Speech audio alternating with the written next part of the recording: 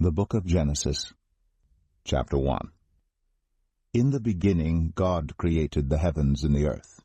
Now the earth was formless and empty. Darkness was over the surface of the deep, and the Spirit of God was hovering over the waters. And God said, "Let there be light." And there was light. God saw that the light was good, and he separated the light from the darkness. God called the light day, and the darkness he called night. And there was evening, and there was morning, the first day. And God said, "Let there be a vault between the waters to separate water from water." So God made the vault, and separated the water under the vault from the water above it. And it was so. God called the vault sky. And there was evening, and there was morning, the second day. And God said, "Let the water under the sky be gathered to one place, and let dry ground appear." And it was so. God called the dry ground land, and the gathered waters he called seas. And God saw that it was good. Then God said, "Let the land produce vegetation, seed-bearing plants and trees on the land that bear fruit with seed in it according to their various kinds." And it was so. The land produced vegetation, plants bearing seed according to their kinds, and trees bearing fruit with seed in it according to their kinds. And God saw that it was good. And there was evening, and there was morning, the third day. And God said, "Let there be lights in the vault of the sky to separate the day from the night, and let them serve as signs to mark sacred times and days and years. And let them be lights in the vault of the sky to give light on the earth." And it was so. God made two great lights, the greater light to govern the day, and the lesser light to govern the night. He also made the stars. God set them in the vault of the sky to give light on the earth, to govern the day and the night, and to separate light from darkness. And God saw that it was good. And there was evening, and there was morning, the fourth day. And God said, "Let the water teem with living creatures, and let birds fly above the earth across the vault of the sky." So God created the great creatures of the sea, and every living thing with which the water teems and that moves about in it, according to their kinds, and every winged bird according to its kind. And God saw that it was good. God blessed them and said, "Be fruitful, and increase in number, and fill the water in the seas, and let the birds increase on the earth." And there was evening, and there was morning, the fifth day. And God said, "Let the land produce living creatures, according to their kinds, the livestock, the creatures that move along the ground, and the wild animals, each according to its kind." And it was so. God made the wild animals according to their kinds, the livestock according to their kinds, and all the creatures that move along the ground according to their kinds. And God saw that it was good. Then God said, "Let us make mankind in our image, in our likeness, so that they may rule over the fish in the sea and the birds in the sky, over the livestock and all the wild animals, and over all the creatures that move along the ground."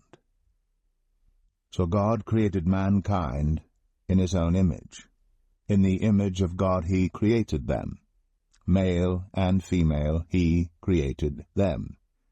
God blessed them and said to them, "Be fruitful and increase in number, fill the earth and subdue it, rule over the fish in the sea and the birds in the sky, and over every living creature that moves on the ground."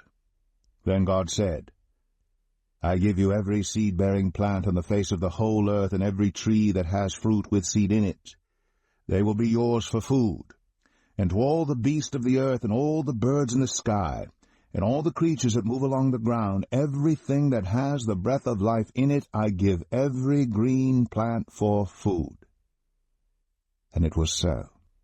God saw all that he had made, and it was very good. And there was evening, and there was morning, the sixth day. Genesis 2. Thus the heavens and the earth were completed in all their vast array. By the seventh day God had finished the work he had been doing. So on the seventh day he rested from all his work. Then God blessed the seventh day, and made it holy, because on it he rested from all the work of creating that he had done. This is the account of the heavens and the earth when they were created, when the Lord God made the earth and the heavens. Now no shrub had yet appeared on the earth, and no plant had yet sprung up, for the Lord God had not sent rain on the earth, and there was no one to work the ground. But streams came up from the earth and watered the whole surface of the ground. Then the Lord God formed a man from the dust of the ground, and breathed into his nostrils the breath of life, and the man became a living being. Now the Lord God had planted a garden in the east, in Eden, and there he put the man he had formed. The Lord God made all kinds of trees grow out of the ground, trees that were pleasing to the eye and good for food. In the middle of the garden were the tree of life, and the tree of the knowledge of good and evil. A river, watering the garden, flowed from Eden. From there it was separated into 4 headwaters. The name of the first is the Pishon. It winds through the entire land of Havilah, where there is gold. The gold of that land is good. Aromatic resin and onyx are also there. The name of the second river is the Gihon. It winds through the entire land of Cush. The name of the third river is the Tigris. It runs along the east side of Asher. And the fourth river is the Euphrates. The Lord God took the man, and put him in the Garden of Eden to work it and take care of it. And the Lord God commanded the man, "You are free to eat from any tree in the garden, but you must not eat from the tree of the knowledge of good and evil. For when you eat from it, you will certainly die." The Lord God said, "It is not good for the man to be alone. I will make a helper suitable for him." Now the Lord God had formed out of the ground all the wild animals and all the birds in the sky. He brought them to the man to see what he would name them. And whatever the man called each living creature, that was its name. So the man gave names to all the livestock, the birds in the sky, and all the wild animals. But for Adam no suitable helper was found. So the Lord God caused the man to fall into a deep sleep, and while he was sleeping he took one of the man's ribs, and then closed up the place with flesh.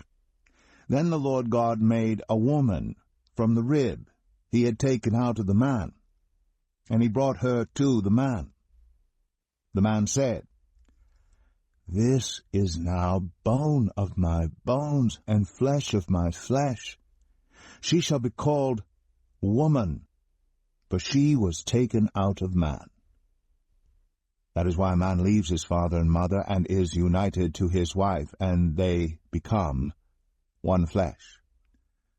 Adam and his wife were both naked, and they felt no shame. Genesis 3. Now the serpent was more crafty than any of the wild animals the Lord God had made. He said to the woman, "Did God really say, 'You must not eat from any tree in the garden'?" The woman said to the serpent, "We may eat fruit from the trees in the garden, but God did say, 'You must not eat fruit from the tree that is in the middle of the garden, and you must not touch it, or you will die.' You will not certainly die." The serpent said to the woman, "For God knows that when you eat from it, your eyes will be opened, and you will be like God, knowing good and evil." When the woman saw that the fruit of the tree was good for food, and pleasing to the eye, and also desirable for gaining wisdom, she took some and ate it. She also gave some to her husband who was with her, and he ate it. Then the eyes of both of them were opened, and they realized they were naked. So they sewed fig leaves together and made coverings for themselves. Then the man and his wife heard the sound of the Lord God as he was walking in the garden in the cool of the day, and they hid from the Lord God among the trees of the garden. But the Lord God called to the man, "Where are you?" He answered, "I heard you in the garden, and I was afraid because I was naked, so I hid." And he said, "Who told you that you were naked? Have you eaten from the tree that I commanded you not to eat from?" The man said, "The woman you put here with me, she gave me some fruit from the tree, and I ate it." Then the Lord God said to the woman, "What is this you have done?" The woman said, "The serpent deceived me, and I ate." So the Lord God said to the serpent, "Because you have done this, cursed are you above all livestock and all wild animals. You will crawl on your belly, and you will eat dust all the days of your life. And I will put enmity between you and the woman, and between your offspring and hers. He will crush your head, and you will strike his heel." To the woman he said, "I will make your pains in childbearing very severe. With painful labor you will give birth to children. Your desire will be for your husband, and he will rule over you."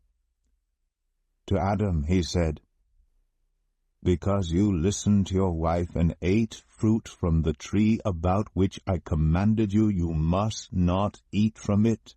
Cursed is the ground because of you.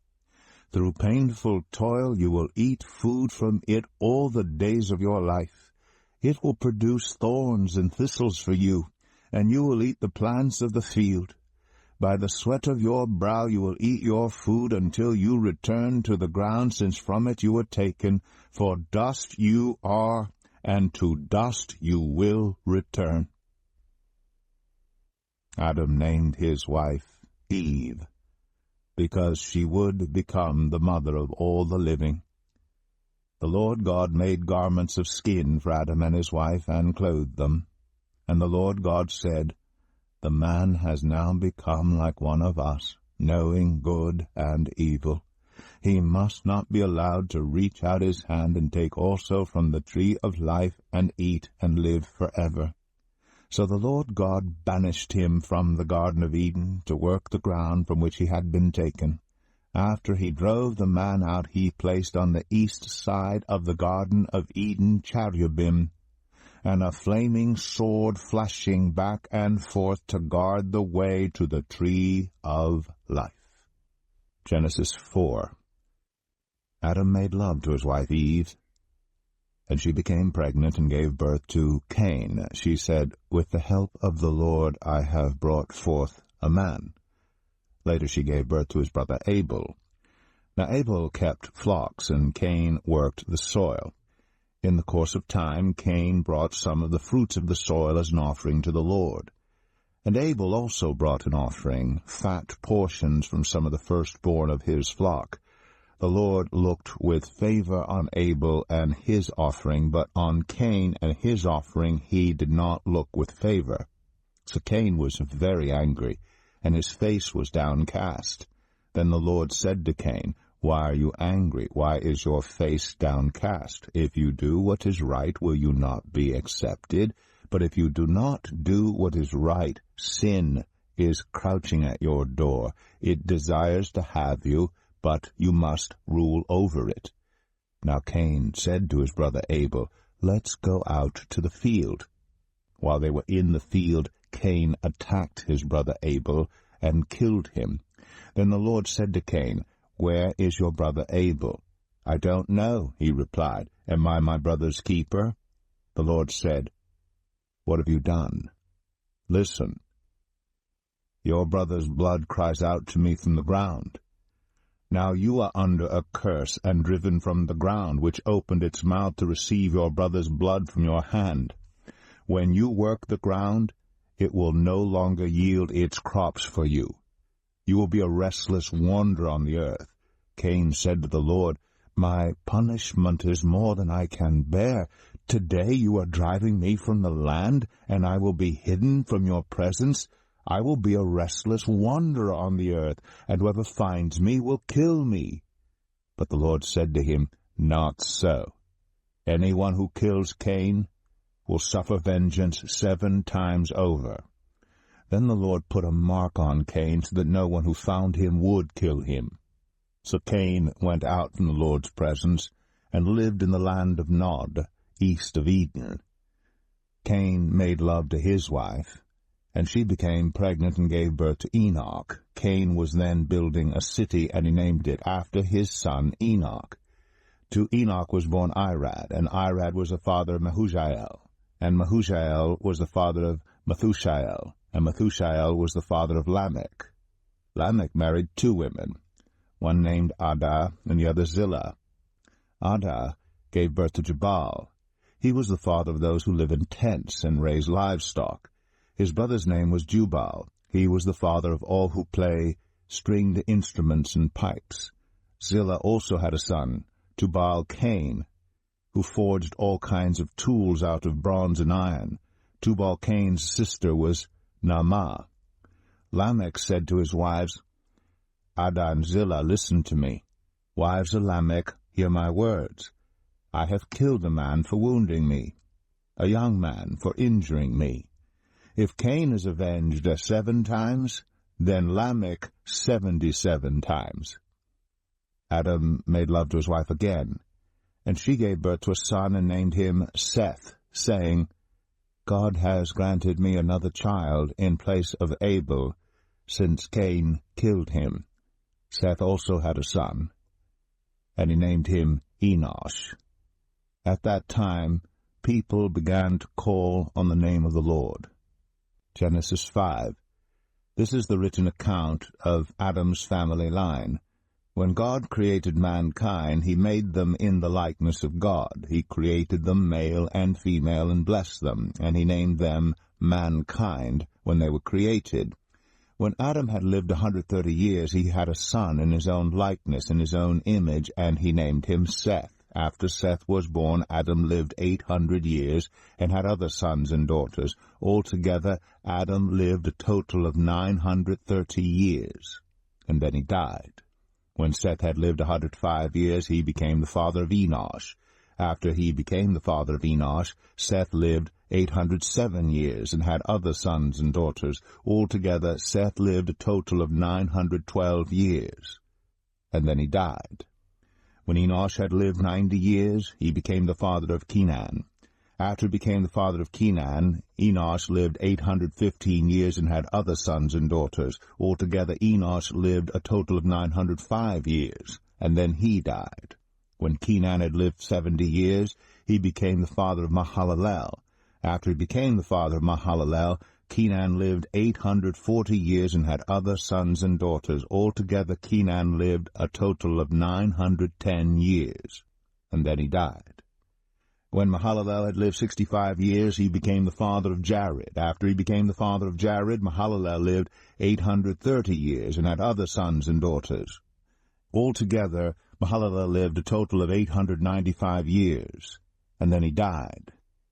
When Jared had lived 162 years, he became the father of Enoch. After he became the father of Enoch, Jared lived 800 years and had other sons and daughters. Altogether, Jared lived a total of 962 years, and then he died. When Enoch had lived 65 years, he became the father of Methuselah. After he became the father of Methuselah, Enoch walked faithfully with God 300 years and had other sons and daughters. Altogether, Enoch lived a total of 365 years. Enoch walked faithfully with God. Then he was no more, because God took him away. When Methuselah had lived 187 years, he became the father of Lamech. After he became the father of Lamech, Methuselah lived 782 years and had other sons and daughters. Altogether, Methuselah lived a total of 969 years, and then he died. When Lamech had lived 182 years, he had a son. He named him Noah, and said, He will comfort us in the labor and painful toil of our hands caused by the ground the Lord has cursed. After Noah was born, Lamech lived 595 years and had other sons and daughters. Altogether Lamech lived a total of 777 years, and then he died. After Noah was 500 years old, he became the father of Shem, Ham, and Japheth. Genesis 6. When human beings began to increase in number on the earth and daughters were born to them, the sons of God saw that the daughters of humans were beautiful, and they married any of them they chose. Then the Lord said, My spirit will not contend with humans forever, for they are mortal. Their days will be 120 years. The Nephilim were on the earth in those days, and also afterward, when the sons of God went to the daughters of humans and had children by them. They were the heroes of old, men of renown. The Lord saw how great the wickedness of the human race had become on the earth, and that every inclination of the thoughts of the human heart were only evil all the time. The Lord regretted that he had made human beings on the earth, and his heart was deeply troubled. So the Lord said, I will wipe from the face of the earth the human race I have created, and with them the animals, the birds, and the creatures that move along the ground, for I regret that I have made them. But Noah found favor in the eyes of the Lord. This is the account of Noah and his family. Noah was a righteous man, blameless among the people of his time, and he walked faithfully with God. Noah had 3 sons, Shem, Ham, and Japheth. Now the earth was corrupt in God's sight, and was full of violence. God saw how corrupt the earth had become, for all the people on earth had corrupted their ways. So God said to Noah, I am going to put an end to all people, for the earth is filled with violence because of them. I am surely going to destroy both them and the earth. So make yourself an ark of cypress wood, make rooms in it, and coat it with pitch inside and out. This is how you are to build it. The ark is to be 300 cubits long, 50 cubits wide, and 30 cubits high. Make a roof for it, leaving below the roof an opening 1 cubit high all around. Put a door in the side of the ark, and make lower, middle, and upper decks. I am going to bring flood waters on the earth to destroy all life under the heavens, every creature that has the breath of life in it. Everything on earth will perish. But I will establish my covenant with you, and you will enter the ark, you and your sons and your wife and your sons' wives with you. You are to bring into the ark 2 of all living creatures, male and female, to keep them alive with you. 2 of every kind of bird, of every kind of animal, and of every kind of creature that moves along the ground will come to you to be kept alive. You are to take every kind of food that is to be eaten and store it away as food for you and for them. Noah did everything just as God commanded him. Genesis 7. The Lord then said to Noah, Go into the ark, you and your whole family, because I have found you righteous in this generation. Take with you 7 pairs of every kind of clean animal, a male and its mate, and 1 pair of every kind of unclean animal, a male and its mate, and also 7 pairs of every kind of bird, male and female, to keep their various kinds alive throughout the earth. 7 days from now I will send rain on the earth for 40 days and 40 nights, and I will wipe from the face of the earth every living creature I have made. And Noah did all that the Lord commanded him. Noah was 600 years old when the flood waters came on the earth. And Noah and his sons and his wife and his sons' wives entered the ark to escape the waters of the flood. Pairs of clean and unclean animals, of birds, and of all creatures that moved along the ground, male and female, came to Noah and entered the ark, as God had commanded Noah. And after the 7 days the flood waters came on the earth. In the 600th year of Noah's life, on the 17th day of the 2nd month, on that day all the springs of the great deep burst forth, and the floodgates of the heavens were open, and rain fell on the earth 40 days and 40 nights. On that very day Noah and his sons Shem, Ham, and Japheth, together with his wife, and the wives of his 3 sons, entered the ark. They had with them every wild animal according to its kind, all livestock according to their kinds, every creature that moves along the ground according to its kind, and every bird according to its kind, everything with wings. Pairs of all creatures that have the breath of life in them came to Noah and entered the ark. The animals going in were male and female of every living thing as God had commanded Noah. Then the Lord shut him in. For 40 days the flood kept coming on the earth, and as the waters increased, they lifted the ark high above the earth. The waters rose and increased greatly on the earth, and the ark floated on the surface of the water. They rose greatly on the earth, and all the high mountains under the entire heavens were covered. The waters rose and covered the mountains to a depth of more than 15 cubits. Every living thing that moved on land perished, birds, livestock, wild animals, all the creatures that swarm over the earth, and all mankind. Everything on dry land that had the breath of life in its nostrils died. Every living thing on the face of the earth was wiped out, people and animals, and the creatures that move along the ground, and the birds were wiped from the earth. Only Noah was left, and those with him in the ark. The waters flooded the earth for 150 days. Genesis 8. But God remembered Noah, and all the wild animals and the livestock that were with him in the ark, and he sent a wind over the earth, and the waters receded. Now the springs of the deep and the floodgates of the heavens had been closed, and the rain had stopped falling from the sky.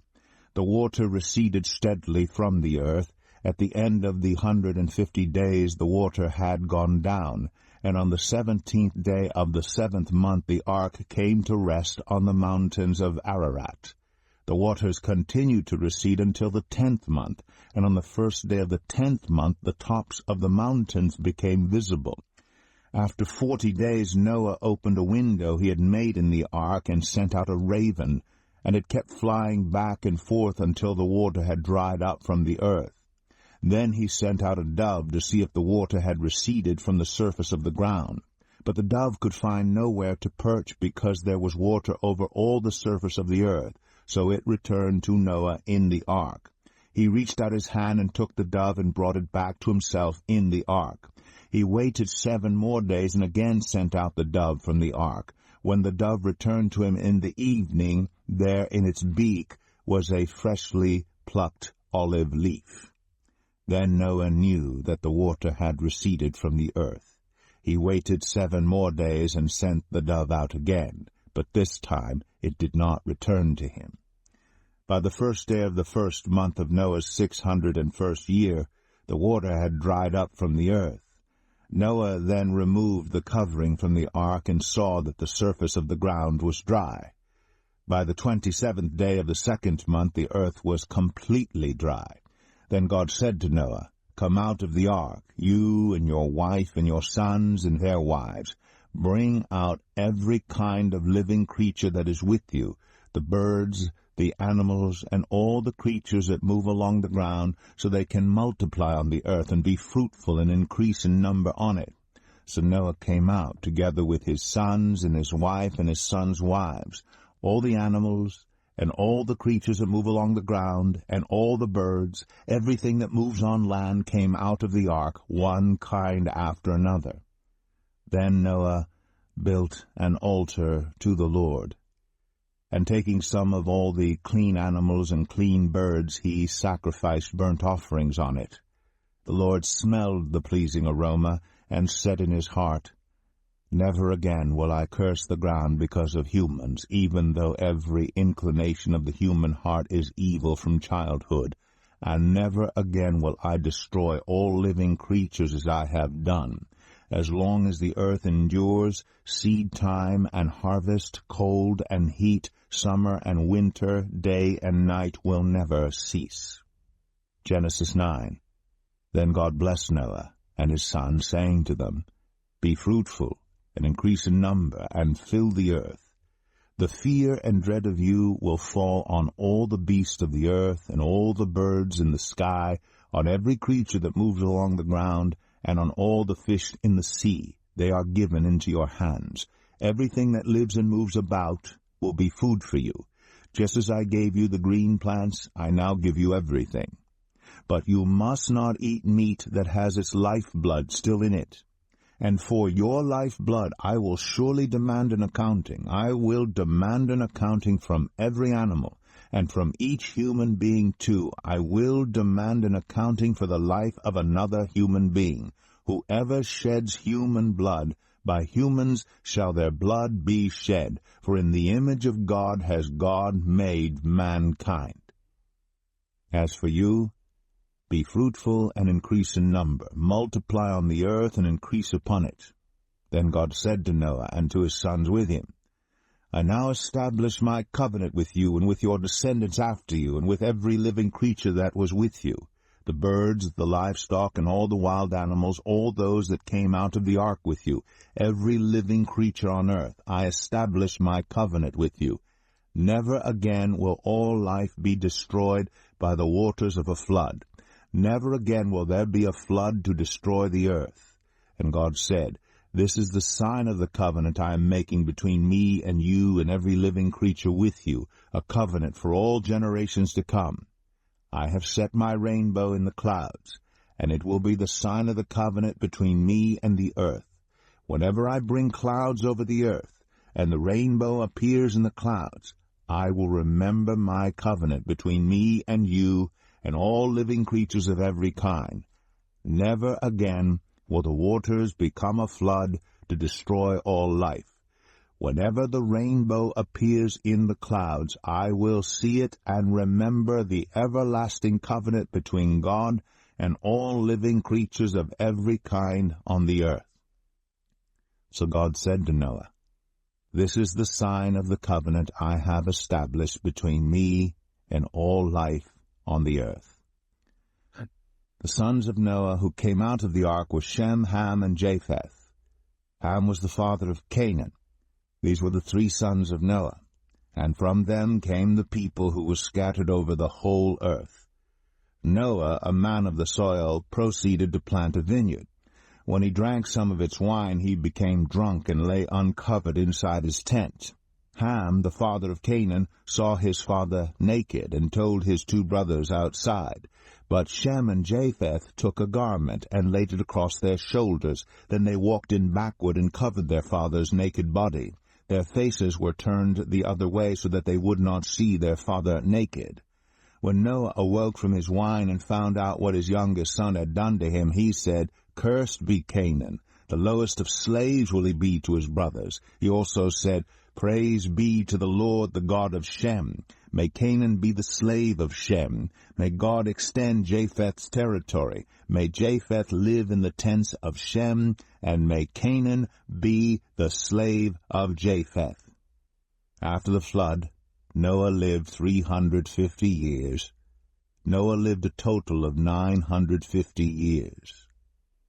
And then he died. Genesis 10. This is the account of Shem, Ham, and Japheth, Noah's sons, who themselves had sons after the flood. The sons of Japheth, Gomer, Magog, Madai, Javan, Tubal, Meshech, and Tiras. The sons of Gomer, Ashkenaz, Riphath, and Togarmah. The sons of Javan, Elisha, Tarshish, the Kittites, and the Rodanites. From these the maritime people spread out into their territories by their clans within their nations, each with its own language. The sons of Ham, Cush, Egypt, Put, and Canaan. The sons of Cush, Seba, Havilah, Sabta, Ramah, and Sabteka. The sons of Ramah, Sheba, and Dedan. Cush was the father of Nimrod, who became a mighty warrior on the earth. He was a mighty hunter before the Lord. That is why it is said, like Nimrod, a mighty hunter before the Lord. The first centers of his kingdom were Babylon, Uruk, Akkad, and Calneh in Shinar. From that land he went to Assyria, where he built Nineveh, Rehoboth-ir, Calah, and Resen, which is between Nineveh and Calah, which is the great city. Egypt was the father of the Ludites, the Anamites, Lehabites, Naphtuhites, Pathrusites, Caslahites, from whom the Philistines came, and Caphtorites. Canaan was the father of Sidon, his firstborn, and of the Hittites, Jebusites, Amorites, Girgashites, Hivites, Archites, Sinites, Arvadites, Zemarites, and Hamathites. Later the Canaanite clans scattered, and the borders of Canaan reached from Sidon toward Gerar as far as Gaza, and then toward Sodom, Gomorrah, Admah, and Zeboim as far as Lasha. These are the sons of Ham by their clans and languages in their territories and nations. Sons were also born to Shem, whose older brother was Japheth. Shem was the ancestor of all the sons of Eber. The sons of Shem, Elam, Ashur, Arphaxad, Lud, and Aram. The sons of Aram, Uz, Hul, Gether, and Meshech. Arphaxad was the father of Shelah, and Shelah the father of Eber. 2 sons were born to Eber. One was named Peleg, because in his time the earth was divided. His brother was named Joktan. Joktan was the father of Almadad, Shalef, Hazarmaveth, Jerah, Adoram, Uzal, Dikla, Obal, Abimael, Sheba, Ophir, Havilah, and Jobab. All these were sons of Joktan. The region where they lived stretched from Mesha towards Saphar, in the eastern hill country. These are the sons of Shem by their clans and languages in their territories and nations. These are the clans of Noah's sons, according to their lines of descent within their nations. From these the nations spread out over the earth after the flood. Genesis 11. Now the whole world had one language and a common speech. As people moved eastward, they found a plain in Shinar and settled there. They said to each other, "Come, let's make bricks and bake them thoroughly." They used brick instead of stone and tar for mortar. Then they said, "Come, let us build ourselves a city with a tower that reaches to the heavens, so that we may make a name for ourselves. Otherwise we will be scattered over the face of the whole earth." But the Lord came down to see the city and the tower the people were building. The Lord said, "If as one people speaking the same language they have begun to do this, then nothing they plan to do will be impossible for them. Come, let us go down and confuse their language so they will not understand each other." So the Lord scattered them from there over all the earth, and they stopped building the city. That is why it was called Babel, because there the Lord confused the language of the whole world. From there the Lord scattered them over the face of the whole earth. This is the account of Shem's family line. 2 years after the flood, when Shem was 100 years old, he became the father of Arphaxad.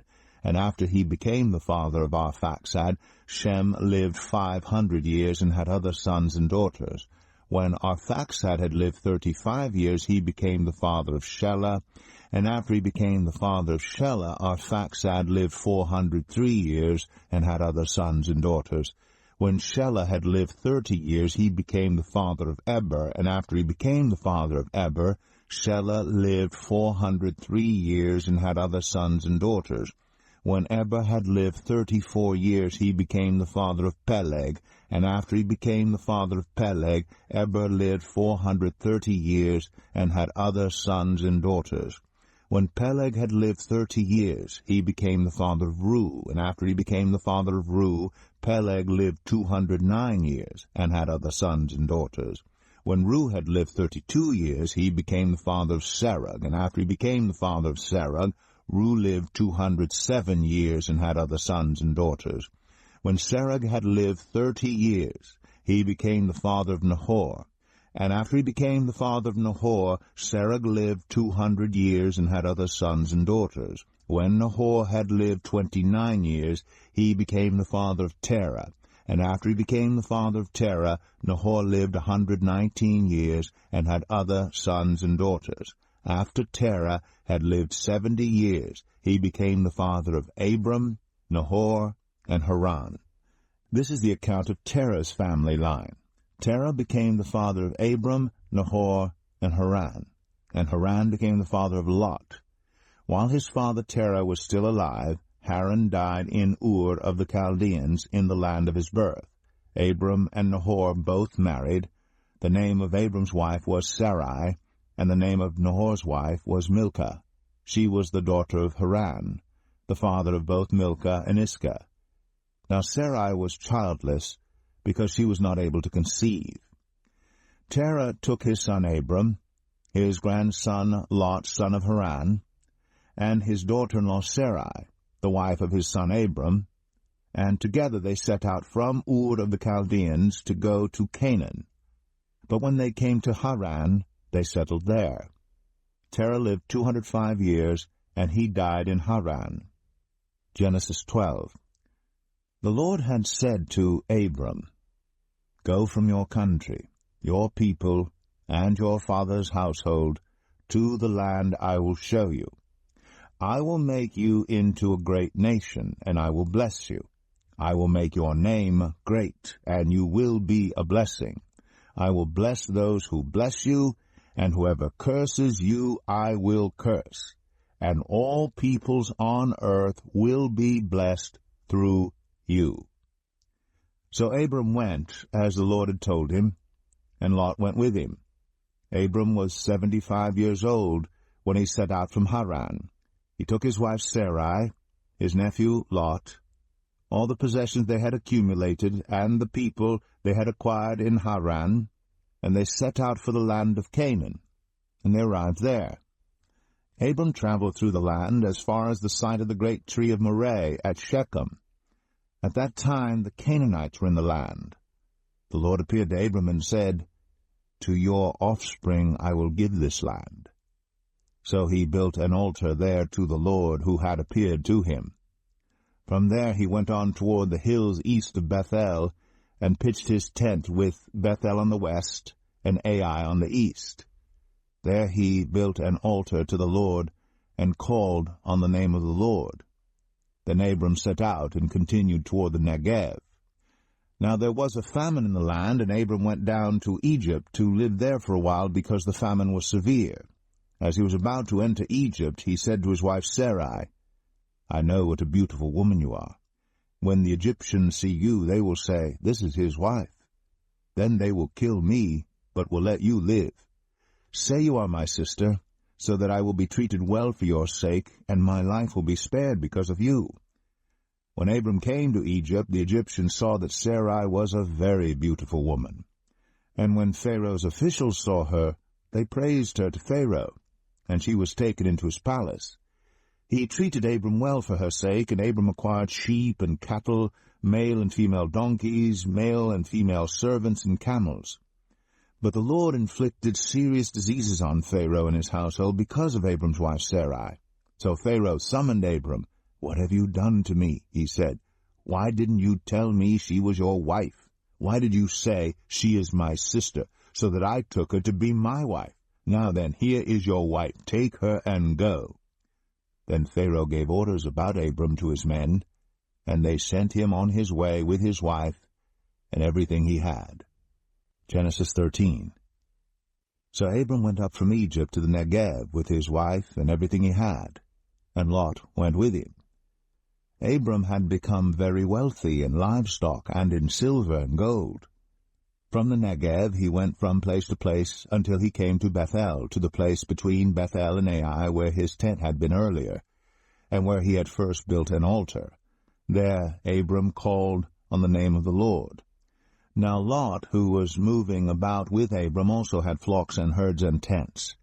But the land could not support them while they stayed together, for their possessions were so great that they were not able to stay together. And quarreling arose between Abram's herders and Lot's. The Canaanites and the Perizzites were also living in the land at that time. So Abram said to Lot, "Let's not have any quarreling between you and me, or between your herders and mine, for we are close relatives. Is not the whole land before you? Let's part company. If you go to the left, I'll go to the right. If you go to the right, I'll go to the left." Lot looked around and saw that the whole plain of the Jordan toward Zoar was well watered, like the garden of the Lord, like the land of Egypt. This was before the Lord destroyed Sodom and Gomorrah. So Lot chose for himself the whole plain of the Jordan, and set out toward the east. The two men parted company. Abram lived in the land of Canaan, while Lot lived among the cities of the plain, and pitched his tents near Sodom. Now the people of Sodom were wicked, and were sinning greatly against the Lord. The Lord said to Abram after Lot had parted from him, "Look around from where you are, to the north and south, to the east and west. All the land that you see, I will give to you and your offspring forever. I will make your offspring like the dust of the earth, so that if anyone could count the dust, then your offspring could be counted. Go, walk through the length and breadth of the land, for I am giving it to you." So Abram went to live near the great trees of Mamre at Hebron, where he pitched his tents. There he built an altar to the Lord. Genesis 14. At the time when Amraphel was king of Shinar, Arioch king of Elasar, Chedorlaomer king of Elam, and Tidal king of Goyim, these kings went to war against Bera king of Sodom, Birsha king of Gomorrah, Shinab king of Admah, Shemeber king of Zeboim, and the king of Bela, that is, Zoar. All these latter kings joined forces in the valley of Siddim, that is, the Dead Sea Valley.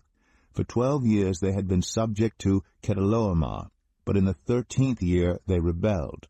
In the 14th year, Chedorlaomer and the kings allied with him went out and defeated the Rephaites in Ashtoreth Karnaim, the Zerzites in Ham, the Emites in Shaveh Kiriathaim, and the Horites in the hill country of Seir, as far as El Paran near the desert. Then they turned back and went to En-Mishpat, that is Kadesh, and they conquered the whole territory of the Amalekites, as well as the Amorites who were living in Hazazon Tamar.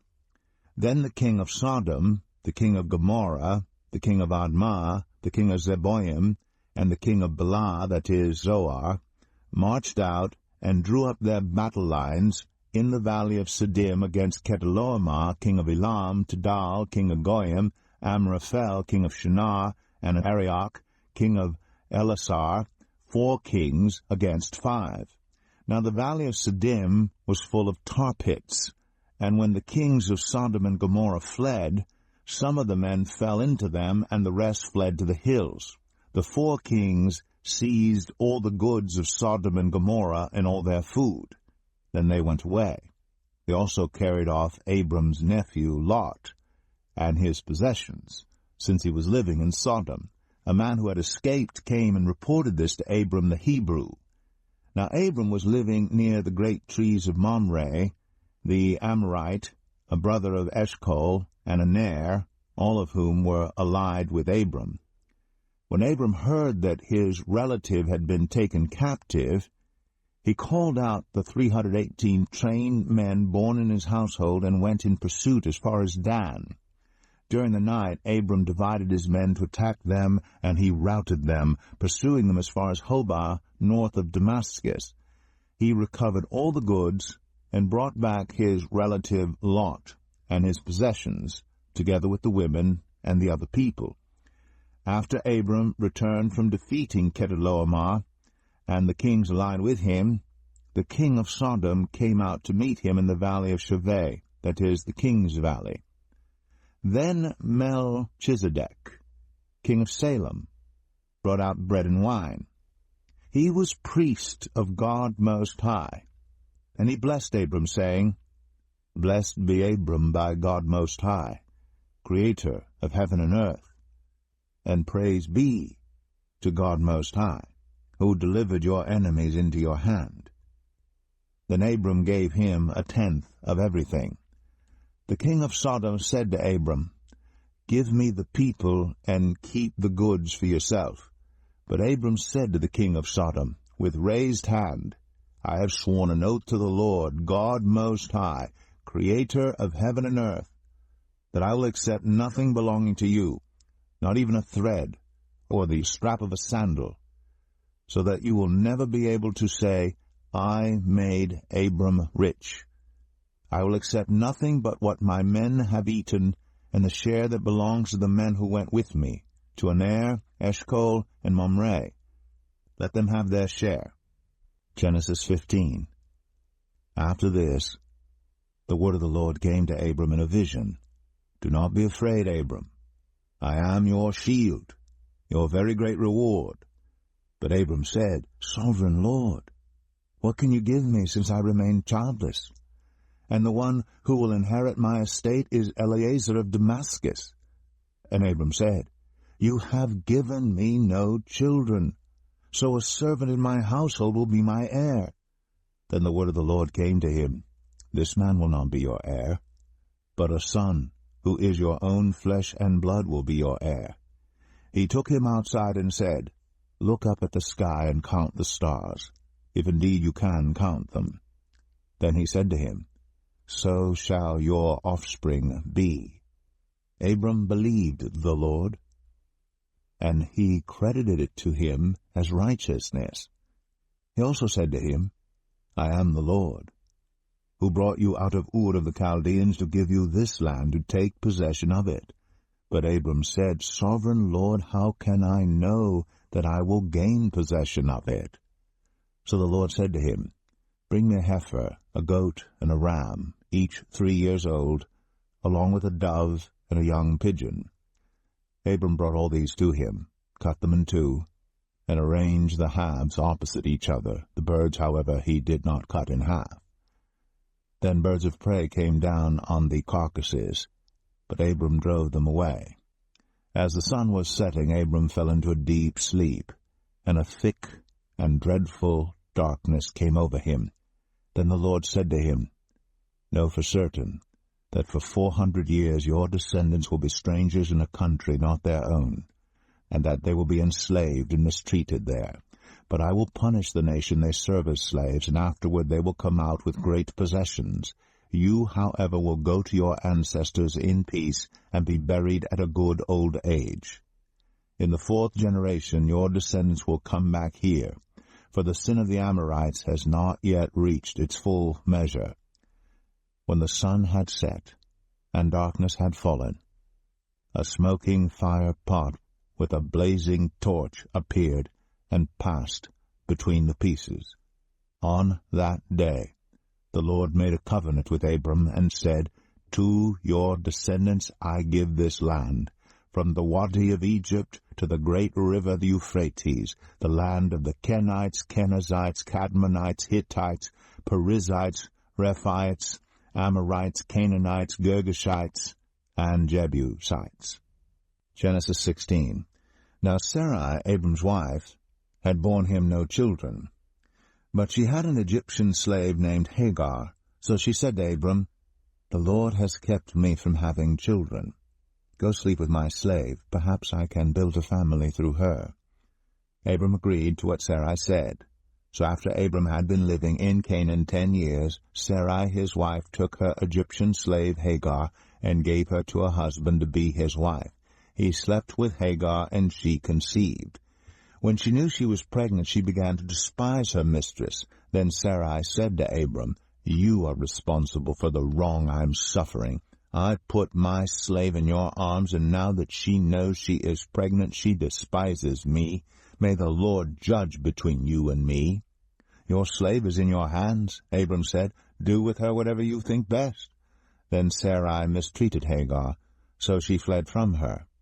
The angel of the Lord found Hagar near a spring in the desert. It was the spring that is beside the road to Shur. And he said, Hagar, slave of Sarai, where have you come from, and where are you going? I'm running away from my mistress Sarai, she answered. Then the angel of the Lord told her, Go back to your mistress and submit to her. The angel added, I will increase your descendants so much that they will be too numerous to count. The angel of the Lord also said to her, You are now pregnant, and you will give birth to a son. You shall name him Ishmael, for the Lord has heard of your misery. He will be a wild donkey of a man. His hand will be against everyone, and everyone's hand against him, and he will live in hostility toward all his brothers. She gave this name to the Lord who spoke to her. You are the God who sees me, for she said, I have now seen the one who sees me. That is why the well was called Bir Lahai Roi. It is still there, between Kadesh and Bered. So Hagar bore Abram a son, and Abram gave the name Ishmael to the son she had borne. Abram was 86 years old when Hagar bore him Ishmael. Genesis 17. When Abram was 99 years old, the Lord appeared to him and said, I am God Almighty. Walk before me faithfully and be blameless. Then I will make my covenant between me and you, and will greatly increase your numbers. Abram fell face down, and God said to him, As for me, this is my covenant with you. You will be the father of many nations. No longer will you be called Abram. Your name will be Abraham, for I have made you a father of many nations. I will make you very fruitful. I will make nations of you, and kings will come from you. I will establish my covenant as an everlasting covenant between me and you and your descendants after you for the generations to come, to be your God and the God of your descendants after you. The whole land of Canaan, where you now reside as a foreigner, I will give as an everlasting possession to you and your descendants after you, and I will be their God. Then God said to Abraham, As for you, you must keep my covenant, you and your descendants after you for the generations to come. This is my covenant with you and your descendants after you, the covenant you are to keep. Every male among you shall be circumcised. You are to undergo circumcision, and it will be the sign of the covenant between me and you. For the generations to come, every male among you who is 8 days old must be circumcised, including those born in your household or bought with money from a foreigner, those who are not your offspring. Whether born in your household or bought with your money, they must be circumcised. My covenant in your flesh is to be an everlasting covenant. Any uncircumcised male who has not been circumcised in the flesh will be cut off from his people. He has broken my covenant. God also said to Abraham, As for Sarai, your wife, you are no longer to call her Sarai. Her name will be Sarah. I will bless her, and will surely give you a son by her. I will bless her so that she will be the mother of nations. Kings of peoples will come from her. Abraham fell face down. He laughed and said to himself, Will a son be born to a man 100 years old? Will Sarah bear a child at the age of 90? And Abraham said to God, If only Ishmael might live under your blessing. Then God said, Yes, but your wife Sarah will bear you a son, and you will call him Isaac. I will establish my covenant with him as an everlasting covenant for his descendants after him. And as for Ishmael, I have heard you. I will surely bless him. I will make him fruitful and will greatly increase his numbers. He will be the father of 12 rulers, and I will make him into a great nation. But my covenant I will establish with Isaac, whom Sarah will bear to you by this time next year. When he had finished speaking with Abraham, God went up from him. On that very day, Abraham took his son Ishmael, and all those born in his household or bought with his money, every male in his household, and circumcised them, as God told him. Abraham was 99 years old when he was circumcised, and his son Ishmael was 13. Abraham and his son Ishmael were both circumcised on that very day. And every male in Abraham's household, including those born in his household or bought from a foreigner, was circumcised with him. Genesis 18. The Lord appeared to Abraham near the great trees of Mamre while he was sitting at the entrance to his tent in the heat of the day. Abraham looked up and saw 3 men standing nearby. When he saw them, he hurried from the entrance of his tent to meet them and bowed low to the ground. He said, If I have found favor in your eyes, my Lord, do not pass your servant by. Let a little water be brought, and then you may all wash your feet and rest under this tree. Let me get you something to eat, so you can be refreshed, and then go on your way, now that you have come to your servant. Very well, they answered. Do as you say. So Abraham hurried into the tent to Sarah. "Quick," he said, "get 3 seahs of the finest flour, and knead it, and bake some bread." Then he ran to the herd, and selected a choice tender calf, and gave it to a servant who hurried to prepare it. He then brought some curds and milk, and the calf that had been prepared, and set these before them. While they ate, he stood near them under a tree. "Where is your wife, Sarah?" they asked him. "There, in the tent," he said. Then one of them said, "I will surely return to you about this time next year, and Sarah, your wife, will have a son." Now Sarah was listening at the entrance to the tent, which was behind him. Abraham and Sarah were already very old, and Sarah was past the age of childbearing. So Sarah laughed to herself as she thought, "After I am worn out, and my Lord is old, will I now have this pleasure?" Then the Lord said to Abraham, "Why did Sarah laugh and say, 'Will I really have a child now that I am old?' Is anything too hard for the Lord? I will return to you at the appointed time next year, and Sarah will have a son." Sarah was afraid, so she lied and said, "I did not laugh." But he said, "Yes, you did laugh." When the men got up to leave, they looked down toward Sodom, and Abraham walked along with them to see them on their way. Then the Lord said, "Shall I hide from Abraham what I am about to do? Abraham will surely become a great and powerful nation, and all nations on earth will be blessed through him. For I have chosen him so that he will direct his children and his household after him to keep the way of the Lord by doing what is right and just, so that the Lord will bring about for Abraham what he has promised him." Then the Lord said, "The outcry against Sodom and Gomorrah is so great, and their sin so grievous, that I will go down and see if what they have done is as bad as the outcry that has reached me. If not, I will know." The men turned away and went toward Sodom, but Abraham remained standing before the Lord. Then Abraham approached him and said, "Will you sweep away the righteous with the wicked? What if there are 50 righteous people in the city?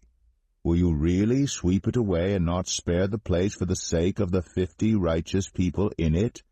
Far be it from you to do such a thing, to kill the righteous with the wicked, treating the righteous and the wicked alike. Far be it from you. Will not the judge of all the earth do right?" The Lord said, "If I find 50 righteous people in the city of Sodom, I will spare the whole place for their sake." Then Abraham spoke up again, "Now that I have been so bold as to speak to the Lord, though I am nothing but dust and ashes, what if the number of the righteous is 5 less than 50? Will you destroy the whole city for lack of 5 people? If I find 45 there," he said, "I will not destroy it." Once again he spoke to him, "What if only 40 are found there?"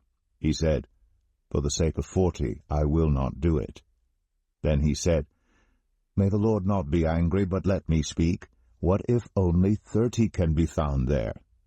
He answered, "I will not do it if I find 30 there." Abraham said, "Now that I've been so bold as to speak to the Lord, what if only 20 can be found there?" He said, "For the sake of 20 I will not destroy it."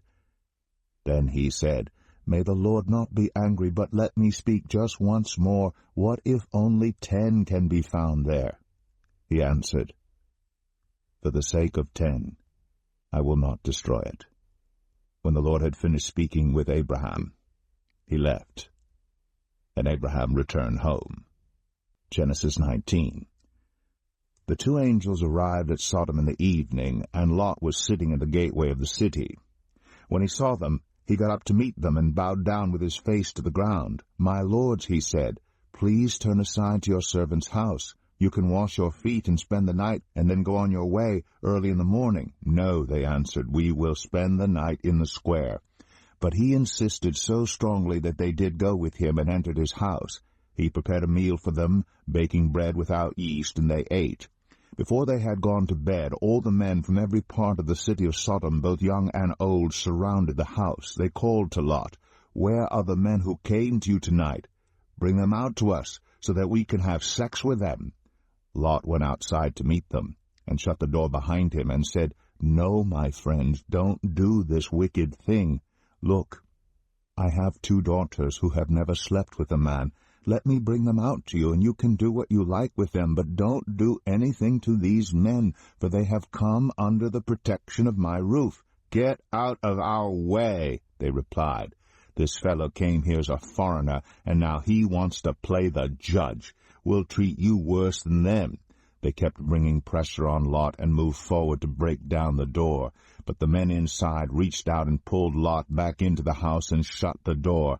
Then they struck the men who were at the door of the house, young and old, with blindness, so that they could not find the door. The 2 men said to Lot, "Do you have anyone else here, sons-in-laws, sons or daughters, or anyone else in the city who belongs to you?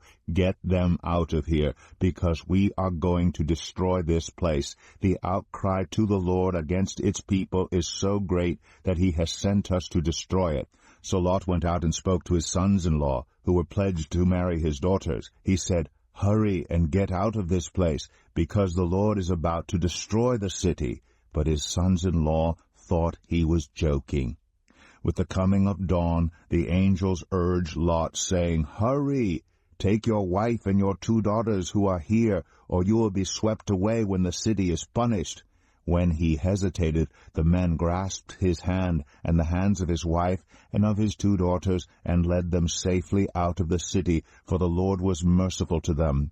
As soon as they had brought them out, one of them said, "Flee for your lives. Don't look back, and don't stop anywhere in the plain. Flee to the mountains, or you will be swept away." But Lot said to them, "No, my lords, please. Your servant has found favor in your eyes, and you have shown great kindness to me in sparing my life. But I can't flee to the mountains. This disaster will overtake me, and I'll die.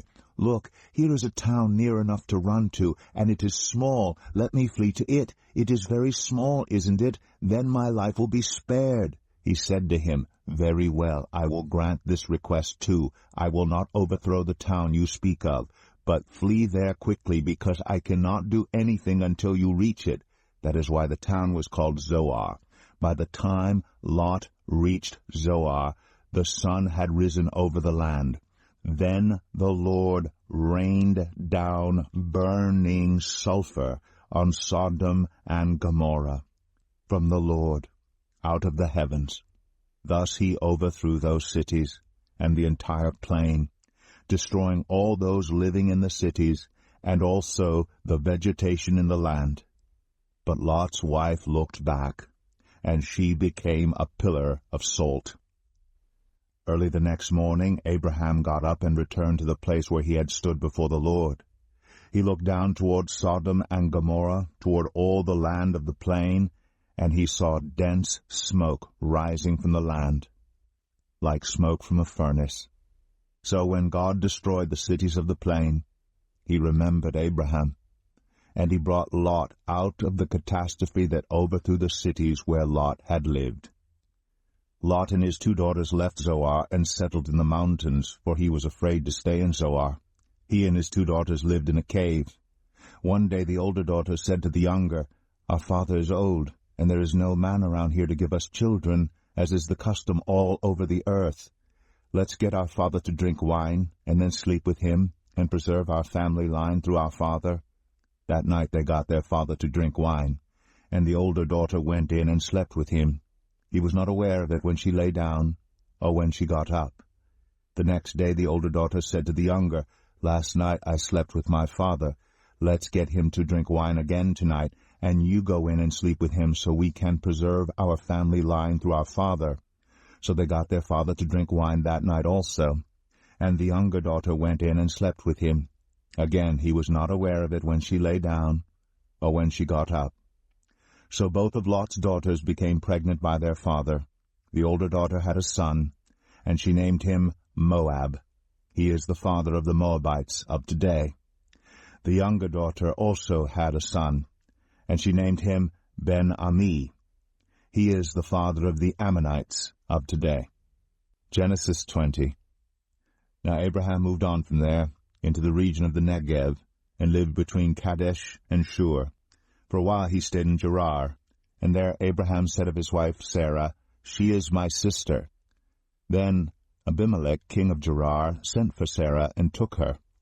But God came to Abimelech in a dream one night and said to him, You are as good as dead because of the woman you have taken. She is a married woman. Now Abimelech had not gone near her, so he said, Lord, will you destroy an innocent nation?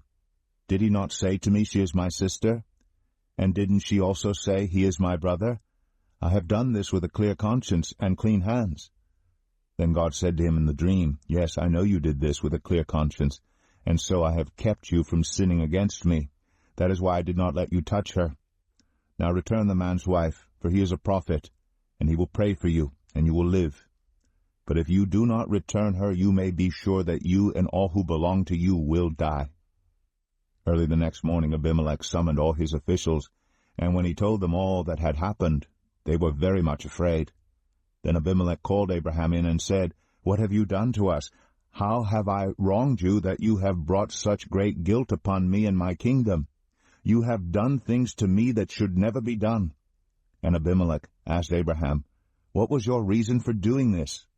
Abraham replied, I said to myself, There is surely no fear of God in this place, and they will kill me because of my wife. Besides, she really is my sister, the daughter of my father, though not of my mother. And she became my wife. And when God had me wander from my father's household, I said to her, This is how you can show your love to me. Everywhere we go, say of me, He is my brother. Then Abimelech brought sheep and cattle, and male and female slaves, and gave them to Abraham, and he returned Sarah his wife to him. And Abimelech said, My land is before you, live wherever you like. To Sarah he said, I am giving your brother 1,000 shekels of silver. This is to cover the offense against you before all who are with you. You are completely vindicated. Then Abraham prayed to God, and God healed Abimelech his wife, and his female slaves, so they could have children again. For the Lord had kept all the women in Abimelech's household from conceiving because of Abraham's wife Sarah. Genesis 21. Now the Lord was gracious to Sarah, as he had said. And the Lord did for Sarah what he had promised. Sarah became pregnant and bore a son to Abraham in his old age, at the very time God had promised him. Abraham gave the name Isaac to the son Sarah bore him. When his son Isaac was 8 days old, Abraham circumcised him as God commanded him. Abraham was 100 years old when his son Isaac was born to him. Sarah said, God has brought me laughter, and everyone who hears about this will laugh with me. And she added, Who would have said to Abraham that Sarah would nurse children? Yet I have borne him a son in his old age. The child grew and was weaned.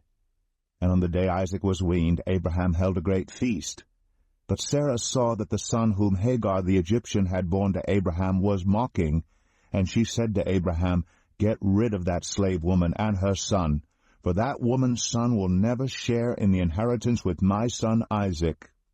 The matter distressed Abraham greatly, because it concerned his son.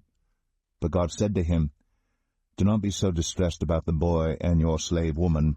Listen to whatever Sarah tells you, because it is through Isaac that your offspring will be reckoned. I will make the son of the slave into a nation also, because he is your offspring. Early the next morning Abraham took some food and a skin of water and gave them to Hagar. He set them on her shoulders and then sent her off with the boy. She went on her way and wandered in the desert of Beersheba. When the water in the skin was gone, she put the boy under one of the bushes. Then she went off and sat down about a bowshot away, for she thought, I cannot watch the boy die. And as she sat there, she began to sob. God heard the boy crying. And the angel of God called to Hagar from heaven and said to her, What is the matter, Hagar? Do not be afraid. God has heard the boy crying as he lies there. Lift the boy up, and take him by the hand, for I will make him into a great nation. Then God opened her eyes, and she saw a well of water. So she went and filled the skin with water, and gave the boy a drink. God was with the boy as he grew up, He lived in the desert and became an archer. While he was living in the desert of Paran, his mother got a wife for him from Egypt. At that time Abimelech and Phicol, the commander of his forces, said to Abraham, God is with you in everything you do. Now swear to me here before God that you will not deal falsely with me or my children or my descendants.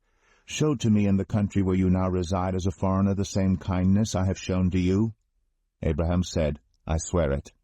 Then Abraham complained to Abimelech about a well of water that Abimelech's servants had seized. But Abimelech said, I don't know who has done this. You did not tell me, and I heard about it only today. So Abraham brought sheep and cattle and gave them to Abimelech, and the two men made a treaty. Abraham set apart 7 ewe lambs from the flock.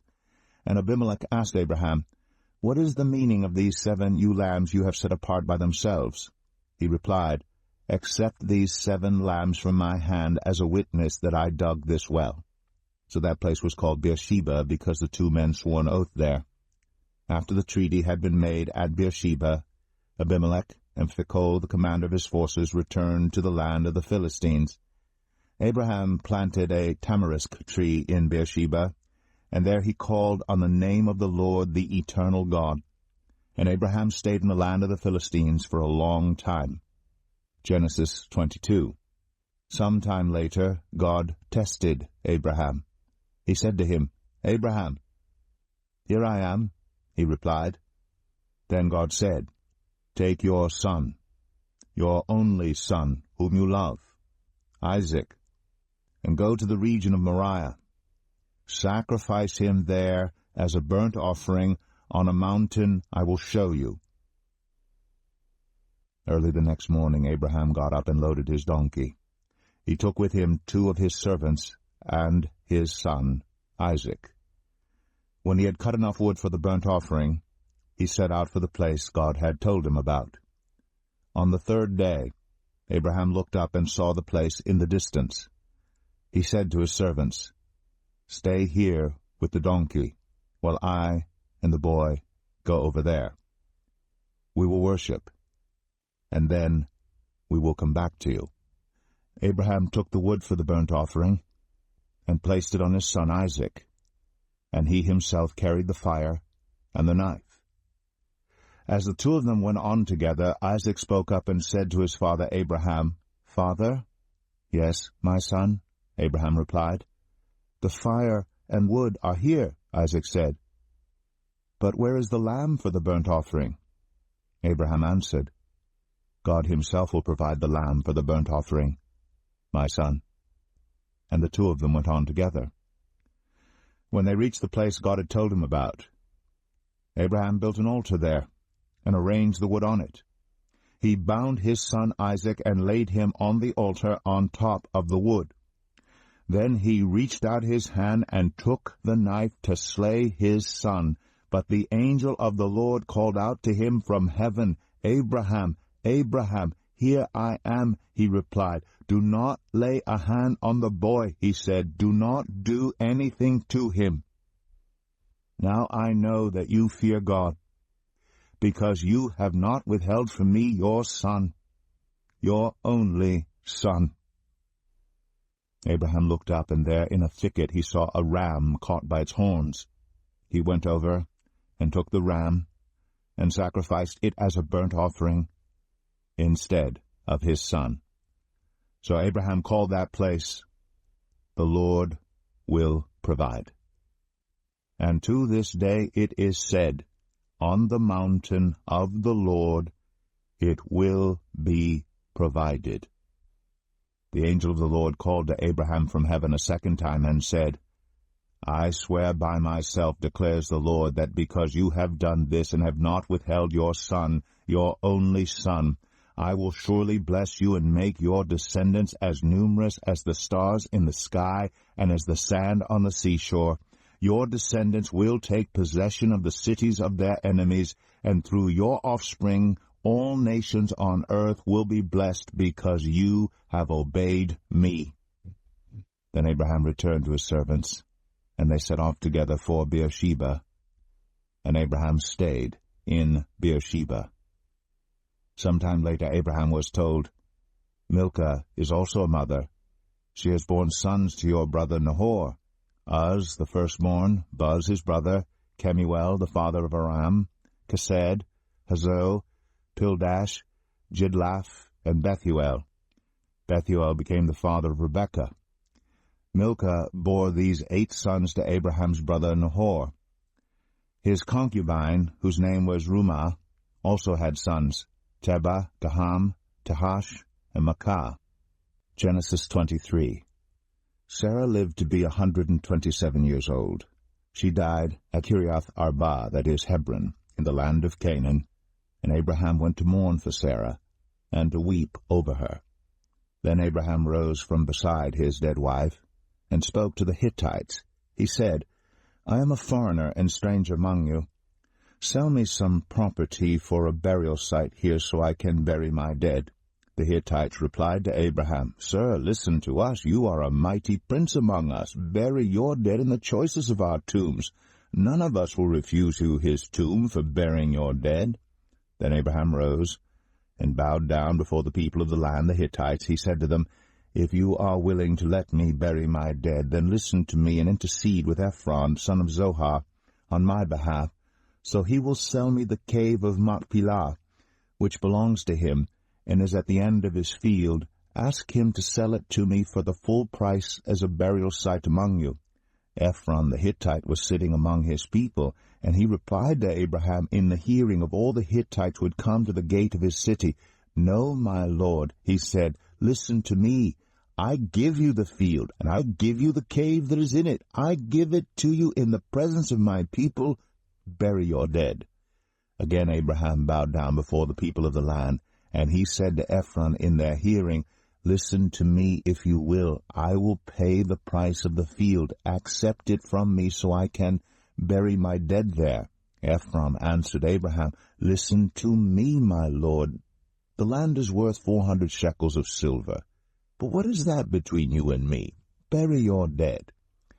Abraham agreed to Ephron's terms and weighed out for him the price he had named in the hearing of the Hittites, 400 shekels of silver, according to the weight current among the merchants.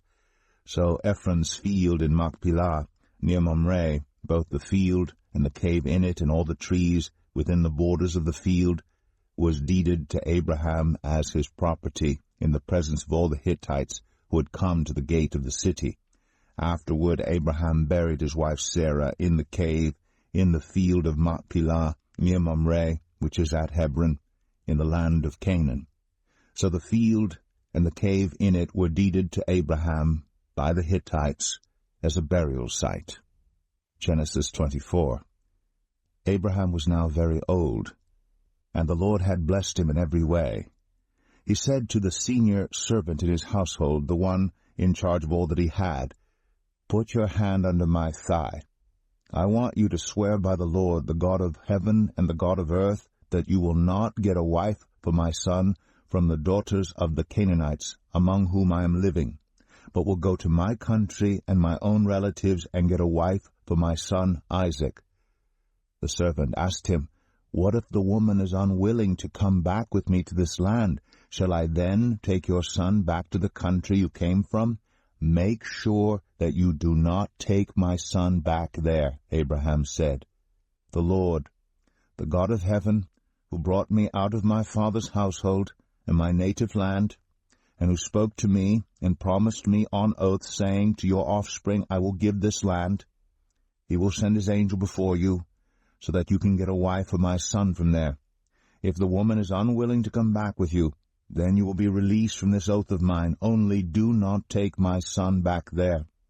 So the servant put his hand under the thigh of his master Abraham, and swore an oath to him concerning this matter. Then the servant left, taking with him 10 of his master's camels, loaded with all kinds of good things from his master.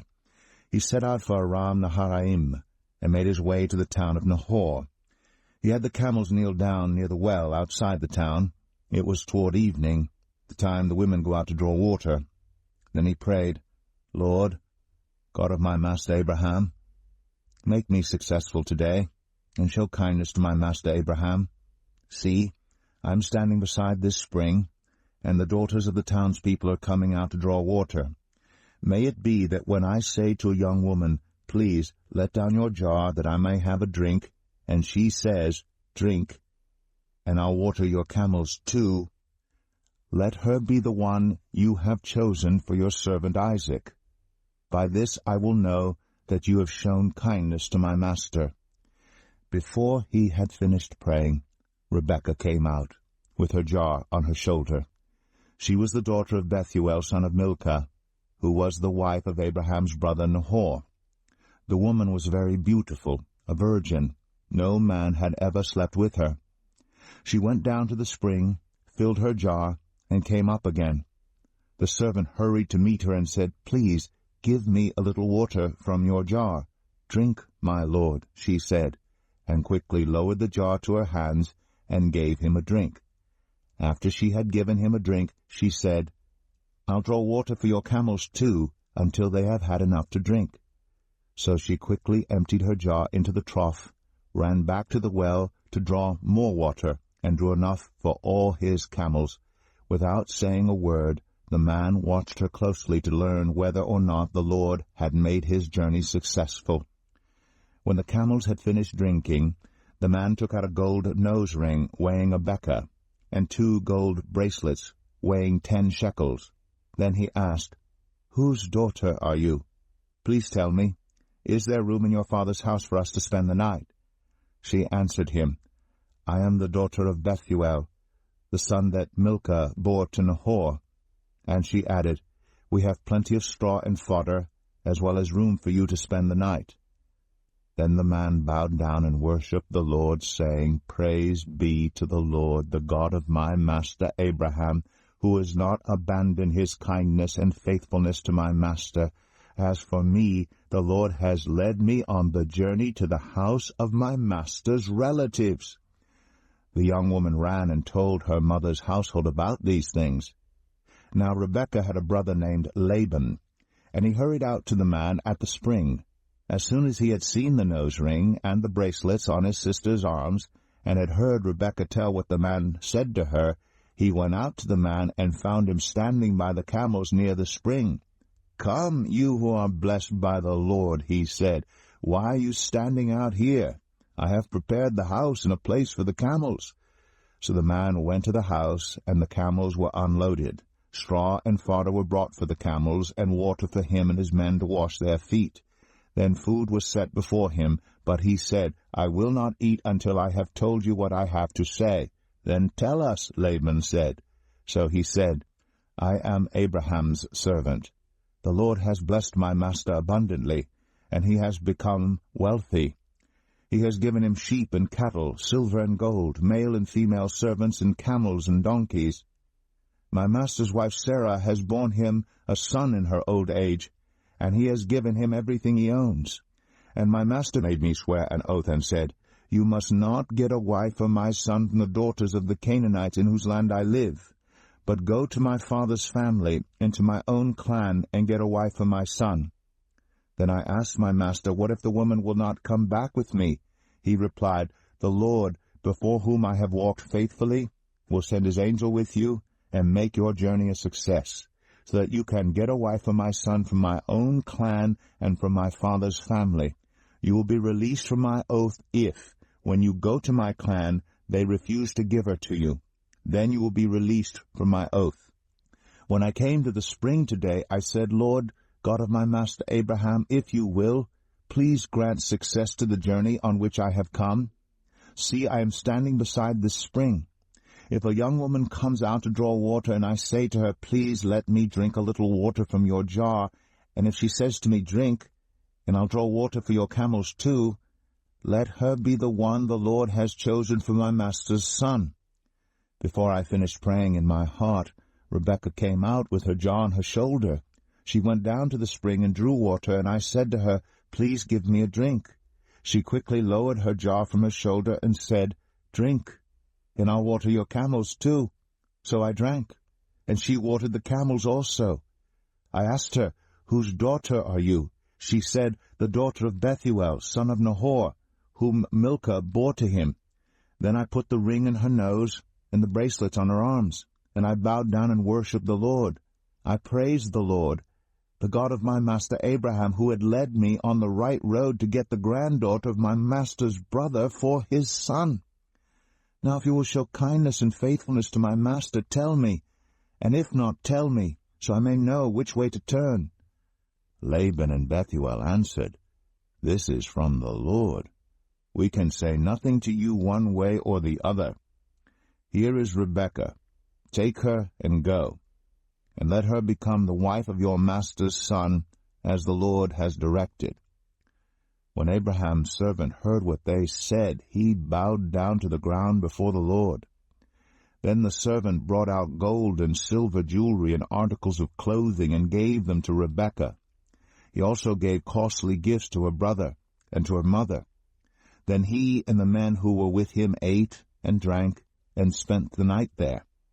When they got up the next morning, he said, Send me on my way to my master. But her brother and her mother replied, Let the young woman remain with us 10 days or so. Then you may go. But he said to them, Do not detain me, now that the Lord has granted success to my journey. Send me on my way so I may go to my master. Then they said, Let's call the young woman and ask her about it. So they called Rebekah and asked her, Will you go with this man? I will go, she said. So they sent their sister Rebekah on her way, along with her nurse, and Abraham's servant, and his men. And they blessed Rebekah, and said to her, Our sister, may you increase to thousands upon thousands. May your offspring possess the cities of their enemies. Then Rebekah and her attendants got ready, and mounted the camels, and went back with the man. So the servant took Rebekah and left. Now Isaac had come from Beer-lahai-roi, for he was living in the Negev. He went out to the field one evening to meditate, and as he looked up he saw camels approaching. Rebekah also looked up, and saw Isaac. She got down from her camel, and asked the servant, Who is that man in the field coming to meet us? He is my master, the servant answered. So she took her veil, and covered herself. Then the servant told Isaac all he had done. Isaac brought her into the tent of his mother Sarah, and he married Rebekah. So she became his wife, and he loved her. And Isaac was comforted after his mother's death. Genesis 25. Abraham had taken another wife, whose name was Keturah. She bore him Zimran, Jokshan, Medan, Midian, Ishbak, and Shua. Jokshan was the father of Sheba and Dedan. The descendants of Dedan were the Asherites, the Letushites, and the Leumites. The sons of Midian were Ephah, Epher, Hanok, Abidah, and Eldaah. All these were descendants of Keturah. Abraham left everything he owned to Isaac, but while he was still living, he gave gifts to the sons of his concubines, and sent them away from his son Isaac to the land of the east. Abraham lived 175 years. Then Abraham breathed his last and died at a good old age, an old man and full of years, and he was gathered to his people. His sons Isaac and Ishmael buried him in the cave of Machpelah near Mamre, in the field of Ephron son of Zoar the Hittite, the field Abraham had bought from the Hittites. There Abraham was buried with his wife Sarah. After Abraham's death, God blessed his son Isaac, who then lived near Beer-lahai-roi. This is the account of the family line of Abraham's son Ishmael, whom Sarah's slave Hagar the Egyptian bore to Abraham. These are the names of the sons of Ishmael, listed in the order of their birth: Nebaioth, the firstborn of Ishmael, Kedar, Adbeel, Mibsam, Mishma, Dumah, Massa, Hadad, Tema, Jetur, Naphish, and Kedemah. These were the sons of Ishmael, and these are the names of the 12 tribal rulers according to their settlement and camps. Ishmael lived 137 years. He breathed his last and died, and he was gathered to his people.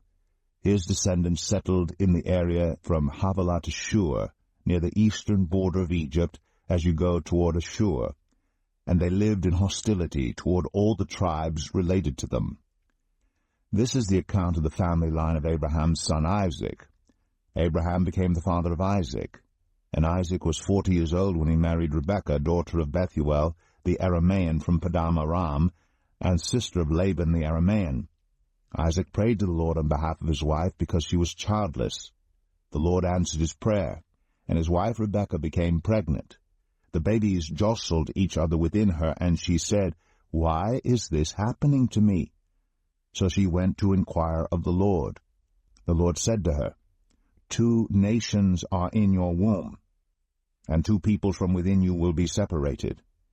1 people will be stronger than the other, and the older will serve the younger." When the time came for her to give birth, there were twin boys in her womb. The first to come out was red, and his whole body was like a hairy garment. So they named him Esau.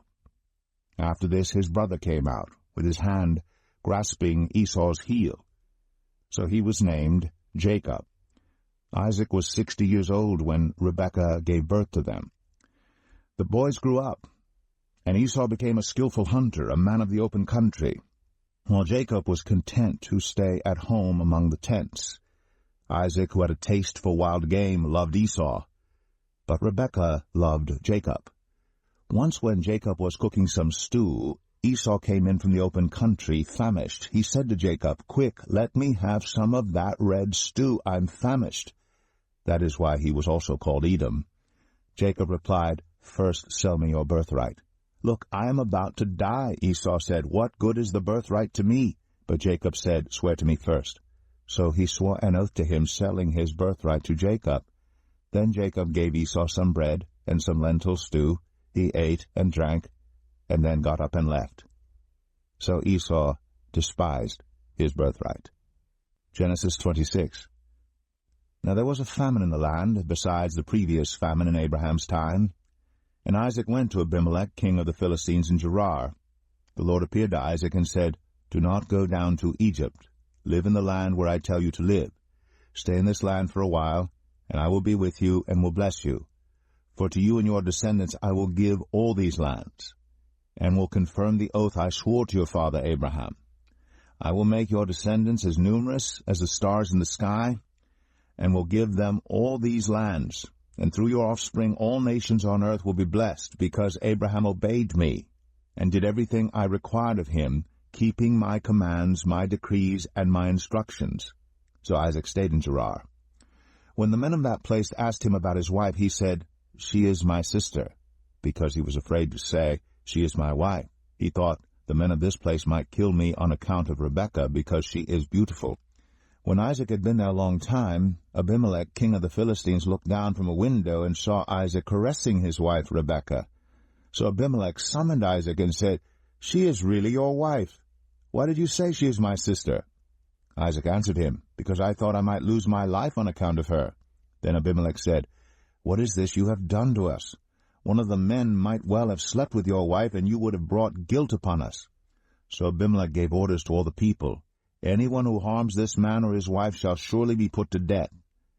Isaac planted crops in that land, and the same year reaped 100-fold, because the Lord blessed him. The man became rich, and his wealth continued to grow until he became very wealthy. He had so many flocks and herds and servants that the Philistines envied him. So all the wells that his father's servants had dug in the time of his father Abraham, the Philistines stopped up, filling them with earth. Then Abimelech said to Isaac, "Move away from us. You have become too powerful for us." So Isaac moved away from there and encamped in the valley of Gerar, where he settled. Isaac reopened the wells that had been dug in the time of his father Abraham, which the Philistines had stopped up after Abraham died, and he gave them the same names his father had given them.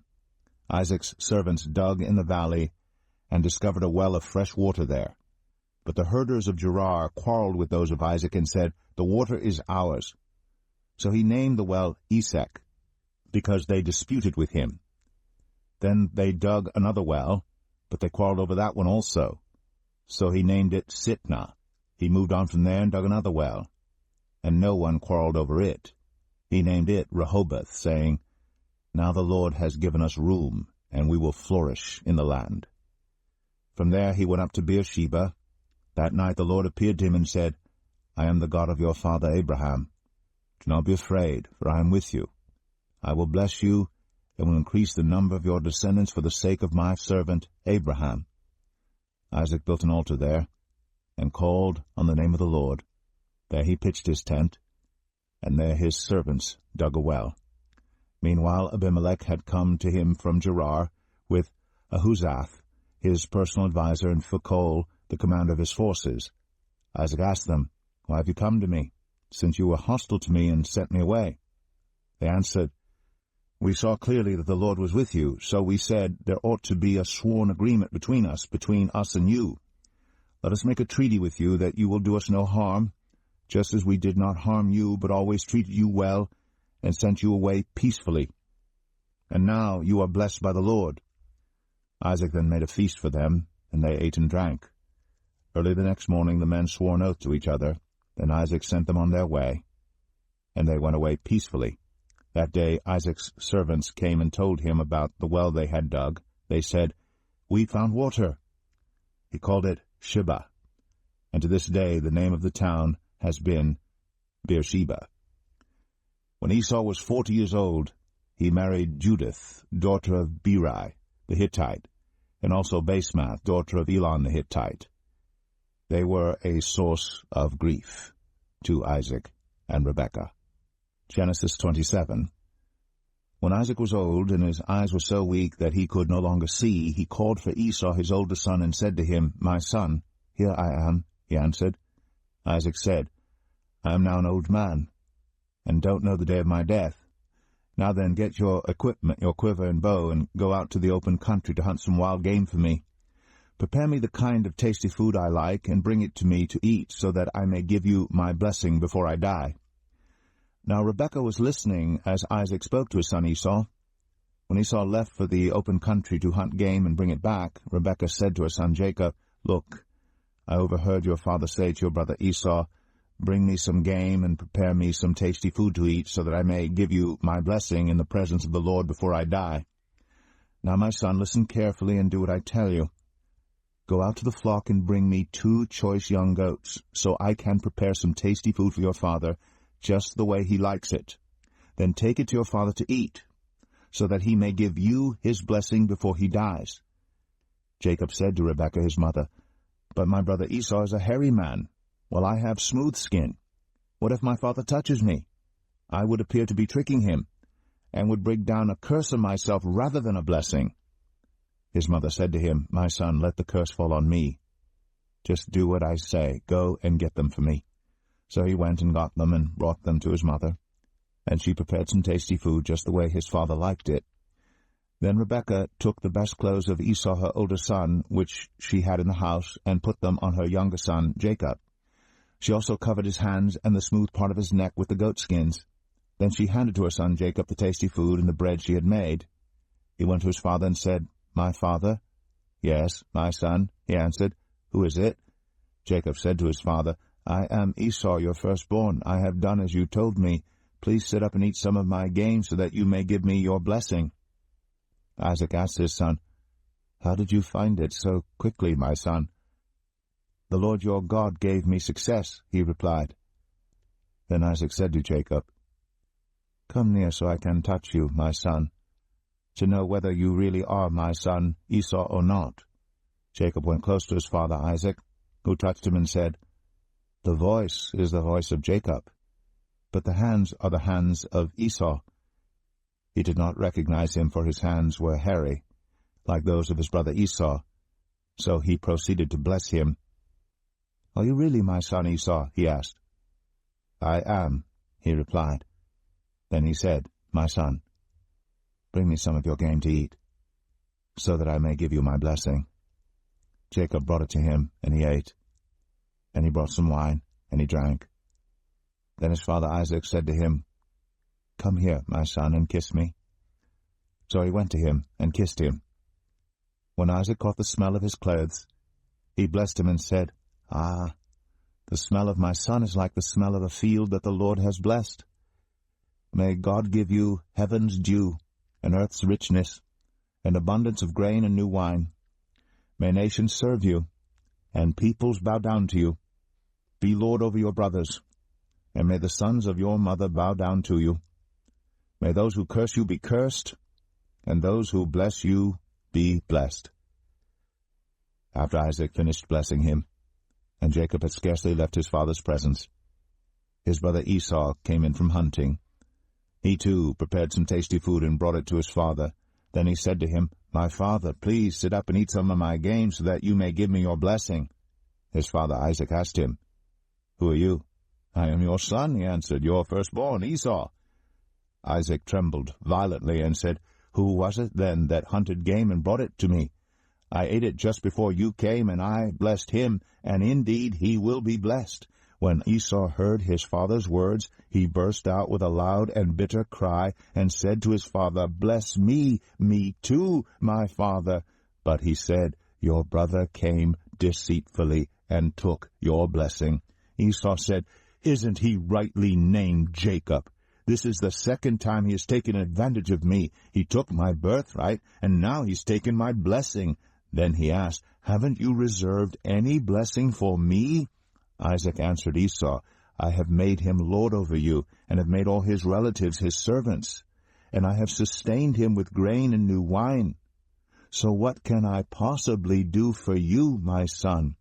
Esau said to his father, "Do you have only one blessing, my father?"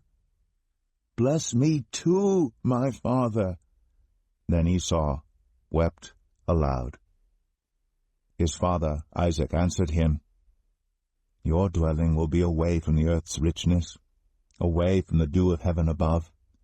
You will live by the sword, and you will serve your brother.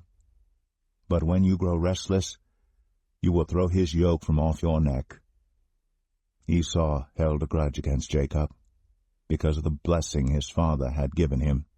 He said to himself, "The days of mourning for my father are near. Then I will kill my brother Jacob." When Rebekah was told what her older son Esau had said, she sent for her younger son Jacob and said to him, "Your brother Esau is planning to avenge himself by killing you. Now then, my son, do what I say. Flee at once to my brother Laban in Haran. Stay with him for a while until your brother's fury subsides. When your brother is no longer angry with you and forgets what you did to him, I'll send word for you to come back from there. Why should I lose both of you in one day?" Then Rebekah said to Isaac, "I'm disgusted with living because of these Hittite women. If Jacob takes a wife from among the women of this land, from Hittite women like these, my life will not be worth living." Genesis 28. So Isaac called for Jacob and blessed him. Then he commanded him, "Do not marry a Canaanite woman. Go at once to Padan Aram, to the house of your mother's father Bethuel. Take a wife for yourself there, from among the daughters of Laban your mother's brother. May God Almighty bless you and make you fruitful, and increase your numbers until you become a community of peoples. May he give you and your descendants the blessing given to Abraham, so that you may take possession of the land where you now reside as a foreigner, the land God gave to Abraham." Then Isaac sent Jacob on his way, and he went to Padan Aram, to Laban, son of Bethuel the Aramean, the brother of Rebekah, who was the mother of Jacob and Esau. Now Esau learned that Isaac had blessed Jacob and had sent him to Padan Aram to take a wife from there, and that when he blessed him, he commanded him, "Do not marry a Canaanite woman," and that Jacob had obeyed his father and mother and had gone to Padan Aram. Esau then realized how displeasing the Canaanite women were to his father Isaac. So he went to Ishmael and married Mahalath, the sister of Nebaioth, and daughter of Ishmael, son of Abraham, in addition to the wives he already had. Jacob left Beersheba and set out for Haran. When he reached a certain place, he stopped for the night because the sun had set. Taking one of the stones there, he put it under his head and lay down to sleep. He had a dream, in which he saw a stairway resting on the earth, with its top reaching to heaven, and the angels of God were ascending and descending on it. There above it stood the Lord, and he said, I am the Lord, the God of your father Abraham and the God of Isaac. I will give you and your descendants the land on which you are lying. Your descendants will be like the dust of the earth, and you will spread out to the west and to the east, to the north and to the south. All peoples on earth will be blessed through you and your offspring. I am with you and will watch over you wherever you go, and I will bring you back to this land. I will not leave you until I have done what I have promised you." When Jacob awoke from his sleep, he thought, "Surely the Lord is in this place, and I was not aware of it." He was afraid and said, "How awesome is this place! This is none other than the house of God. This is the gate of heaven." Early the next morning Jacob took the stone he had placed under his head and set it up as a pillar, and poured oil on top of it.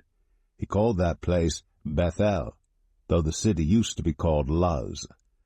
Then Jacob made a vow, saying, "If God will be with me, and will watch over me on this journey I am taking, and will give me food to eat and clothes to wear, so that I return safely to my father's household, then the Lord will be my God.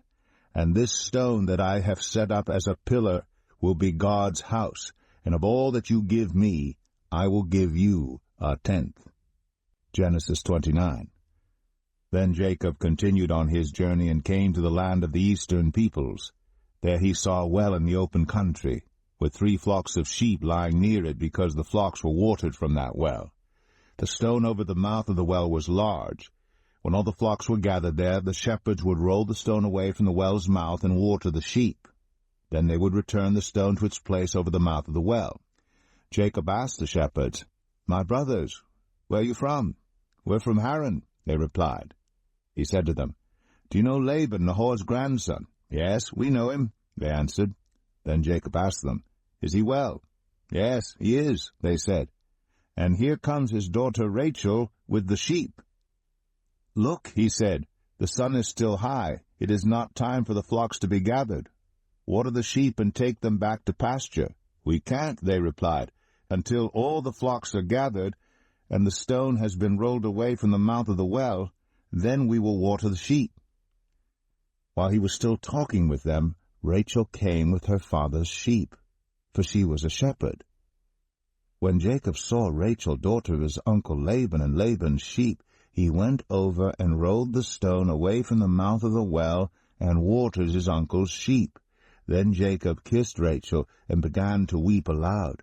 He had told Rachel that he was a relative of her father and a son of Rebekah, so she ran and told her father. As soon as Laban heard the news about Jacob, his sister's son, he hurried to meet him. He embraced him and kissed him and brought him to his home. And there Jacob told him all these things. Then Laban said to him, "You are my own flesh and blood." After Jacob had stayed with him for a whole month, Laban said to him, "Just because you are a relative of mine, should you work for me for nothing? Tell me what your wages should be." Now Laban had 2 daughters. The name of the older was Leah, and the name of the younger was Rachel. Leah had weak eyes, but Rachel had a lovely figure and was beautiful. Jacob was in love with Rachel and said, "I'll work for you 7 years in return for your younger daughter Rachel." Laban said, "It's better that I give her to you than to some other man. Stay here with me." So Jacob served 7 years to get Rachel, but they seemed like only a few days to him because of his love for her. Then Jacob said to Laban, "Give me my wife, my time is completed, and I want to make love to her." So Laban brought together all the people of the place and gave a feast. But when evening came, he took his daughter Leah and brought her to Jacob, and Jacob made love to her. And Laban gave his servant Zilpah to his daughter as her attendant. When morning came, there was Leah. So Jacob said to Laban, "What is this you have done to me? I served you for Rachel, didn't I? Why have you deceived me?" Laban replied, "It is not our custom here to give the younger daughter in marriage before the older one. Finish this daughter's bridal week, then we will give you the younger one also in return for another 7 years of work." And Jacob did so. He finished the week with Leah, and then Laban gave him his daughter Rachel to be his wife. Laban gave his servant Bilhah to his daughter Rachel as her attendant. Jacob made love to Rachel also, and his love for Rachel was greater than his love for Leah. And he worked for Laban another 7 years. When the Lord saw that Leah was not loved, he enabled her to conceive, but Rachel remained childless. Leah became pregnant and gave birth to a son. She named him Reuben, for she said, "It is because the Lord has seen my misery. Surely my husband will love me now." She conceived again, and when she gave birth to a son, she said, "Because the Lord heard that I am not loved, he gave me this one too." So she named him Simeon. Again she conceived, and when she gave birth to a son, she said, "Now at last my husband will become attached to me, because I have borne him 3 sons. So he was named Levi. She conceived again, and when she gave birth to a son, she said, "This time I will praise the Lord." So she named him Judah. Then she stopped having children. Genesis 30. When Rachel saw that she was not bearing Jacob any children, she became jealous of her sister. So she said to Jacob, "Give me children, or I'll die." Jacob became angry with her and said, "Am I in the place of God? Who has kept you from having children?" Then she said, "Here is Bilhah, my servant. Sleep with her, so that she can bear children for me, and I too can build a family through her." So she gave him her servant Bilhah as a wife. Jacob slept with her, and she became pregnant and bore him a son. Then Rachel said, "God has vindicated me. He has listened to my plea and given me a son." Because of this she named him Dan. Rachel's servant Bilhah conceived again and bore Jacob a second son. Then Rachel said, "I have had a great struggle with my sister, and I have won." So she named him Naphtali. When Leah saw that she had stopped having children, she took her servant Zilpah and gave her to Jacob as a wife. Leah's servant Zilpah bore Jacob a son. Then Leah said, "What good fortune!" So she named him Gad. Leah's servant Zilpah bore Jacob a second son. Then Leah said, "How happy I am! The women will call me happy." So she named him Asher. During wheat harvest, Reuben went out into the fields and found some mandrake plants, which he brought to his mother Leah. Rachel said to Leah, "Please, give me some of your son's mandrakes." But she said to her, "Wasn't it enough that you took away my husband? Will you take my son's mandrakes too?" "Very well," Rachel said, "he can sleep with you tonight, in return for your son's mandrakes." So when Jacob came in from the fields that evening, Leah went out to meet him. "You must sleep with me," she said. "I have hired you with my son's mandrakes." So he slept with her that night. God listened to Leah, and she became pregnant and bore Jacob a 5th son. Then Leah said, "God has rewarded me for giving my servant to my husband." So she named him Issachar. Leah conceived again and bore Jacob a 6th son. Then Leah said, "God has presented me with a precious gift. This time my husband will treat me with honor, because I have borne him 6 sons. So she named him Zebulun. Sometime later she gave birth to a daughter and named her Dinah. Then God remembered Rachel. He listened to her and enabled her to conceive. She became pregnant and gave birth to a son and said, "God has taken away my disgrace." She named him Joseph and said, "May the Lord add to me another son." After Rachel gave birth to Joseph, Jacob said to Laban, "Send me on my way so I can go back to my own homeland. Give me my wives and children, for whom I have served you, and I will be on my way. You know how much work I've done for you." But Laban said to him, "If I have found favor in your eyes, please stay. I have learned by divination that the Lord has blessed me because of you." He added, "Name your wages, and I will pay them." Jacob said to him, "You know how I have worked for you, and how your livestock has fared under my care. The little you had before I came has increased greatly, and the Lord has blessed you wherever I have been. But now, when may I do something for my own household?" "What shall I give you?" he asked. "Don't give me anything," Jacob replied. "But if you will do this one thing for me, I will go on tending your flocks and watching over them. Let me go through all your flocks today and remove from them every speckled or spotted sheep, every dark-colored lamb, and every spotted or speckled goat. They will be my wages. And my honesty will testify for me in the future, whenever you check on the wages you have paid me. Any goat in my possession that is not speckled or spotted, or any lamb that is not dark-colored, will be considered stolen." "Agreed," said Laban. "Let it be as you have said." That same day he removed all the male goats that were streaked or spotted, and all the speckled or spotted female goats, all that had white on them, and all the dark-colored lambs, and he placed them in the care of his sons. Then he put a 3-day journey between himself and Jacob, while Jacob continued to tend the rest of Laban's flocks. Jacob, however, took fresh-cut branches from poplar, almond, and plane trees, and made white stripes on them by peeling the bark and exposing the white inner wood of the branches. Then he placed the peeled branches in all the watering troughs, so that they would be directly in front of the flocks when they came to drink.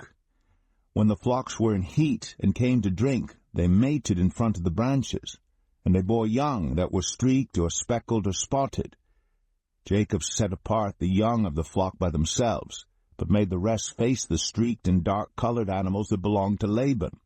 Thus he made separate flocks for himself, and did not put them with Laban's animals.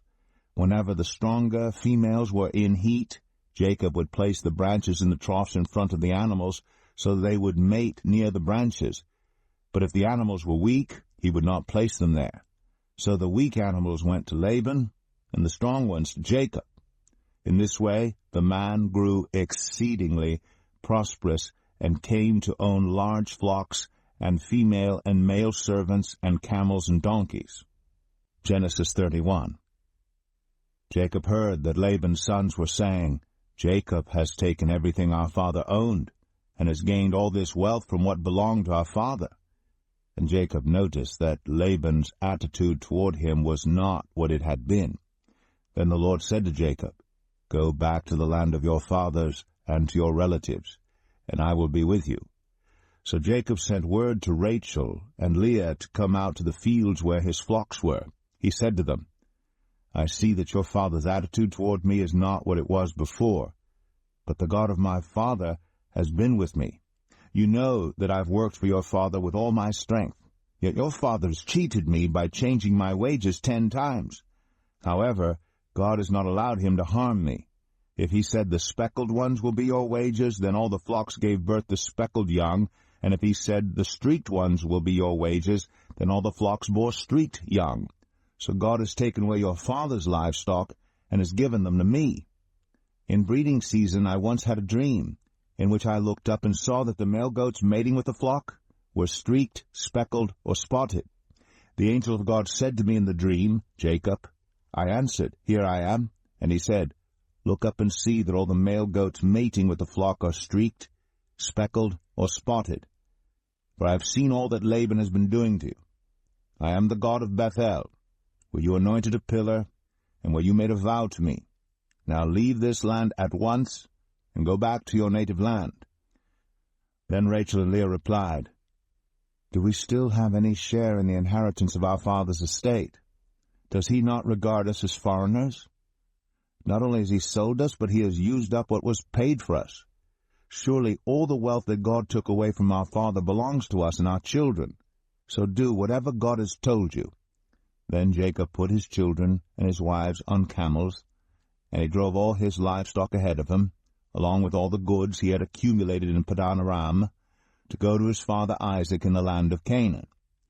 When Laban had gone to shear his sheep, Rachel stole her father's household gods. Moreover, Jacob deceived Laban the Aramean by not telling him he was running away. So he fled with all he had, crossed the Euphrates River, and headed for the hill country of Gilead. On the third day Laban was told that Jacob had fled. Taking his relatives with him, he pursued Jacob for 7 days and caught up with him in the hill country of Gilead. Then God came to Laban the Aramean in a dream at night and said to him, "Be careful not to say anything to Jacob, either good or bad." Jacob had pitched his tent in the hill country of Gilead when Laban overtook him, and Laban and his relatives camped there too. Then Laban said to Jacob, "What have you done? You've deceived me, and you've carried off my daughters like captives in war. Why did you run off secretly and deceive me? Why didn't you tell me so I could send you away with joy and singing to the music of timbrels and harps? You didn't even let me kiss my grandchildren and my daughters goodbye. You've done a foolish thing. I have the power to harm you. But last night the God of your father said to me, 'Be careful not to say anything to Jacob, either good or bad.' Now you've gone off because you longed to return to your father's household. But why did you steal my gods?" Jacob answered Laban, "I was afraid, because I thought you would take your daughters away from me by force. But if you find anyone who has your gods, that person shall not live. In the presence of our relatives, see for yourself whether there is anything of yours here with me, and if so, take it." Now Jacob did not know that Rachel had stolen the gods. So Laban went into Jacob's tent, and into Leah's tent, and into the tent of the 2 female servants, but he found nothing. After he came out of Leah's tent, he entered Rachel's tent. Now Rachel had taken the household gods and put them inside her camel's saddle, and was sitting on them. Laban searched through everything in the tent, but found nothing. Rachel said to her father, "Don't be angry, my lord, that I cannot stand up in your presence. I'm having my period." So he searched, but could not find the household gods. Jacob was angry and took Laban to task. "What is my crime?" he asked Laban. "How have I wronged you that you hunt me down? Now that you have searched through all my goods, what have you found that belongs to your household? Put it here in front of your relatives and mine, and let them judge between the 2 of us. I have been with you for 20 years now. Your sheep and goats have not miscarried, nor have I eaten rams from your flocks. I did not bring you animals torn by wild beasts. I bore the loss myself, and you demanded payment from me for whatever was stolen by day or night. This was my situation. The heat consumed me in the daytime and the cold at night, and sleep fled from my eyes. It was like this for the 20 years I was in your household. I worked for you 14 years for your 2 daughters and 6 years for your flocks, and you changed my wages 10 times. If the God of my father, the God of Abraham, and the fear of Isaac had not been with me, you would surely have sent me away empty-handed. But God has seen my hardship and the toil of my hands, and last night he rebuked you." Laban answered Jacob, "The women are my daughters, the children are my children, and the flocks are my flocks. All you see is mine. Yet what can I do today about these daughters of mine, or about the children they have borne? Come now, let's make a covenant, you and I. Let it serve as a witness between us." So Jacob took a stone and set it up as a pillar. He said to his relatives, "Gather some stones." So they took stones and piled them in a heap, and they ate there by the heap. Laban called it Jegar-Sahadathah, and Jacob called it Gilead. Laban said, "This heap is a witness between you and me today." That is why it is called Gilead. It was also called Mizpah, because he said, "May the Lord keep watch between you and me when we are away from each other. If you mistreat my daughters, or if you take any wives besides my daughters, even though no one is with us, remember that God is a witness between you and me." Laban also said to Jacob, "Here is this heap, and here is this pillar I have set up between you and me. This heap is a witness, and this pillar is a witness, that I will not go past this heap to your side to harm you, and that you will not go past this heap and pillar to my side to harm me. May the God of Abraham and the God of Nahor, the God of their father, judge between us." So Jacob took an oath in the name of the fear of his father Isaac. He offered a sacrifice there in the hill country and invited his relatives to a meal. After they had eaten, they spent the night there. Early the next morning Laban kissed his grandchildren and his daughters and blessed them. Then he left and returned home. Genesis 32. Jacob also went on his way, and the angels of God met him. When Jacob saw them, he said, "This is the camp of God." So he named that place Mahanaim. Jacob sent messengers ahead of him to his brother Esau in the land of Seir, the country of Edom. He instructed them, "This is what you are to say to my lord Esau. Your servant Jacob says, I have been staying with Laban and have remained there till now. I have cattle and donkeys, sheep and goats, male and female servants. Now I am sending this message to my lord, that I may find favor in your eyes." When the messengers returned to Jacob, they said, "We went to your brother Esau, and now he is coming to meet you, and 400 men are with him." In great fear and distress Jacob divided the people who were with him into 2 groups, and the flocks and herds and camels as well. He thought, if Esau comes and attacks one group, the group that is left may escape. Then Jacob prayed, "O God of my father Abraham, God of my father Isaac, Lord, you who said to me, 'Go back to your country and your relatives, and I will make you prosper,' I am unworthy of all the kindness and faithfulness you have shown your servant. I had only my staff when I crossed this Jordan, but now I have become 2 camps.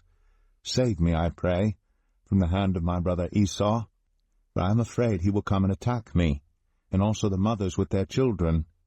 But you have said, I will surely make you prosper, and will make your descendants like the sand of the sea, which cannot be counted."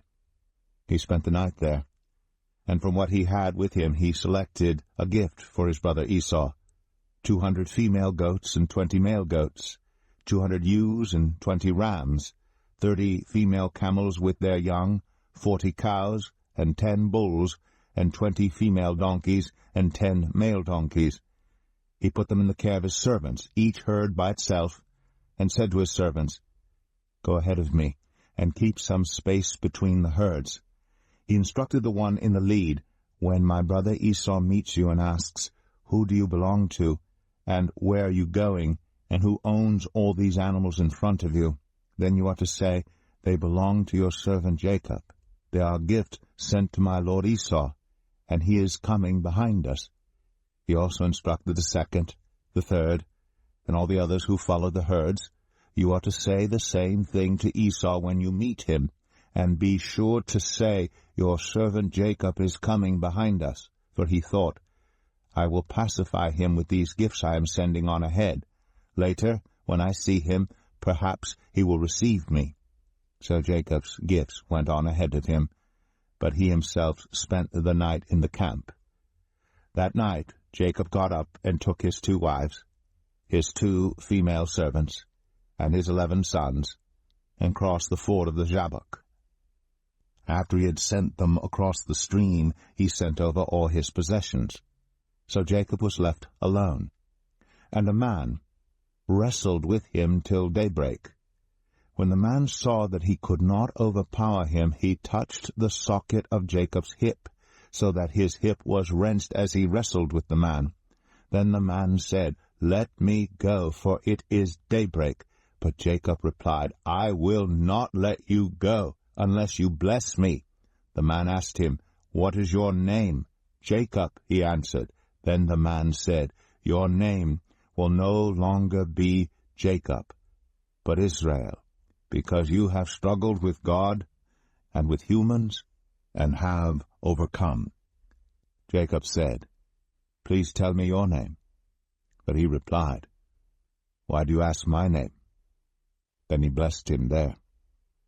So Jacob called the place Peniel, saying, "It is because I saw God face to face, and yet my life was spared." The sun rose above him as he passed Peniel, and he was limping because of his hip. Therefore to this day the Israelites do not eat the tendon attached to the socket of the hip, because the socket of Jacob's hip was touched near the tendon. Genesis 33. Jacob looked up, and there was Esau, coming with his 400 men. So he divided the children among Leah, Rachel, and the 2 female servants. He put the female servants and their children in front, Leah and her children next, and Rachel and Joseph in the rear. He himself went on ahead and bowed down to the ground 7 times as he approached his brother. But Esau ran to meet Jacob and embraced him. He threw his arms around his neck and kissed him, and they wept. Then Esau looked up and saw the women and children. "Who are these with you?" he asked. Jacob answered, "They are the children God has graciously given your servant." Then the female servants and their children approached and bowed down. Next, Leah and her children came and bowed down. Last of all came Joseph and Rachel, and they too bowed down. Esau asked, "What's the meaning of all these flocks and herds I met?" "To find favor in your eyes, my lord," he said. But Esau said, "I already have plenty, my brother. Keep what you have for yourself." "No, please," said Jacob. "If I have found favor in your eyes, accept this gift from me. For to see your face is like seeing the face of God. Now that you have received me favorably, please accept the present that was brought to you, for God has been gracious to me, and I have all I need." And because Jacob insisted, Esau accepted it. Then Esau said, "Let us be on our way. I'll accompany you." But Jacob said to him, "My Lord knows that the children are tender, and that I must care for the ewes and cows that are nursing their young. If they are driven hard just one day, all the animals will die. So let my Lord go on ahead of his servant, while I move along slowly at the pace of the flocks and herds before me and the pace of the children, until I come to my Lord in Seir." Esau said, "Then let me leave some of my men with you." "But why do that?" Jacob asked. "Just let me find favor in the eyes of my Lord." So that day Esau started on his way back to Seir.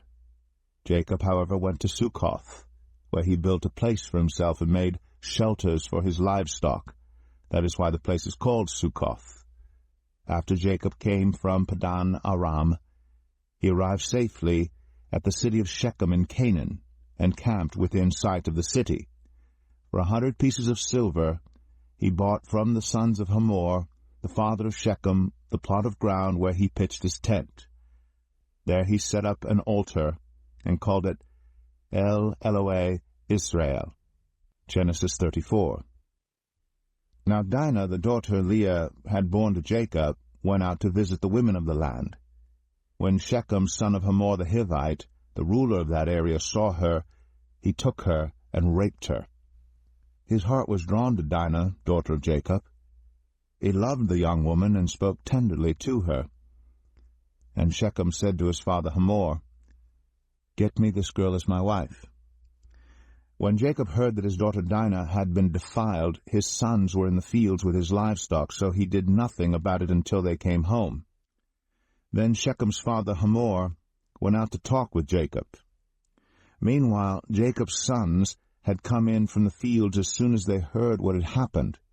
They were shocked and furious because Shechem had done an outrageous thing in Israel by sleeping with Jacob's daughter, a thing that should not be done. But Hamor said to them, "My son Shechem has his heart set on your daughter. Please give her to him as his wife. Intermarry with us, give us your daughters, and take our daughters for yourselves. You can settle among us, the land is open to you, live in it, trade in it, and acquire property in it." Then Shechem said to Dinah's father and brothers, "Let me find favor in your eyes, and I will give you whatever you ask. Make the price for the bride and the gift I am to bring as great as you like, and I'll pay whatever you ask me. Only give me the young woman as my wife." Because their sister Dinah had been defiled, Jacob's sons replied deceitfully as they spoke to Shechem and his father Hamor. They said to them, "We can't do such a thing. We can't give our sister to a man who is not circumcised. That would be a disgrace to us. We will enter into an agreement with you on one condition only, that you become like us by circumcising all your males. Then we will give you our daughters, and take your daughters for ourselves. We'll settle among you and become one people with you. But if you will not agree to be circumcised, we'll take our sister and go." Their proposal seemed good to Hamor and his son Shechem. The young man, who was the most honored of all his father's family, lost no time in doing what they said, because he was delighted with Jacob's daughter. So Hamor and his son Shechem went to the gate of their city to speak to the men of their city. "These men are friendly toward us," they said. "Let them live in our land and trade in it. The land has plenty of room for them. We can marry their daughters, and they can marry ours.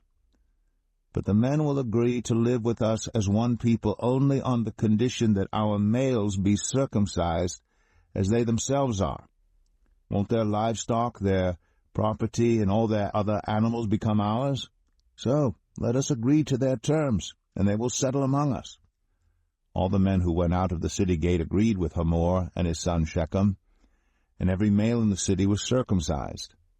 3 days later, while all of them were still in pain, 2 of Jacob's sons, Simeon and Levi, Dinah's brothers, took their swords and attacked the unsuspecting city, killing every male. They put Hamor and his son Shechem to the sword, and took Dinah from Shechem's house and left. The sons of Jacob came upon the dead bodies and looted the city where their sister had been defiled. They seized their flocks and herds and donkeys and everything else of theirs in the city and out in the fields. They carried off all their wealth and all their women and children, taking as plunder everything in the houses. Then Jacob said to Simeon and Levi, "You have brought trouble on me by making me obnoxious to the Canaanites and Perizzites, the people living in this land. We are few in number, and if they join forces against me and attack me, I and my household will be destroyed." But they replied, "Should he have treated our sister like a prostitute?" Genesis 35. Then God said to Jacob, "Go up to Bethel and settle there, and build an altar there to God, who appeared to you when you were fleeing from your brother Esau." So Jacob said to his household and to all who are with him, "Get rid of the foreign gods you have with you, and purify yourselves, and change your clothes.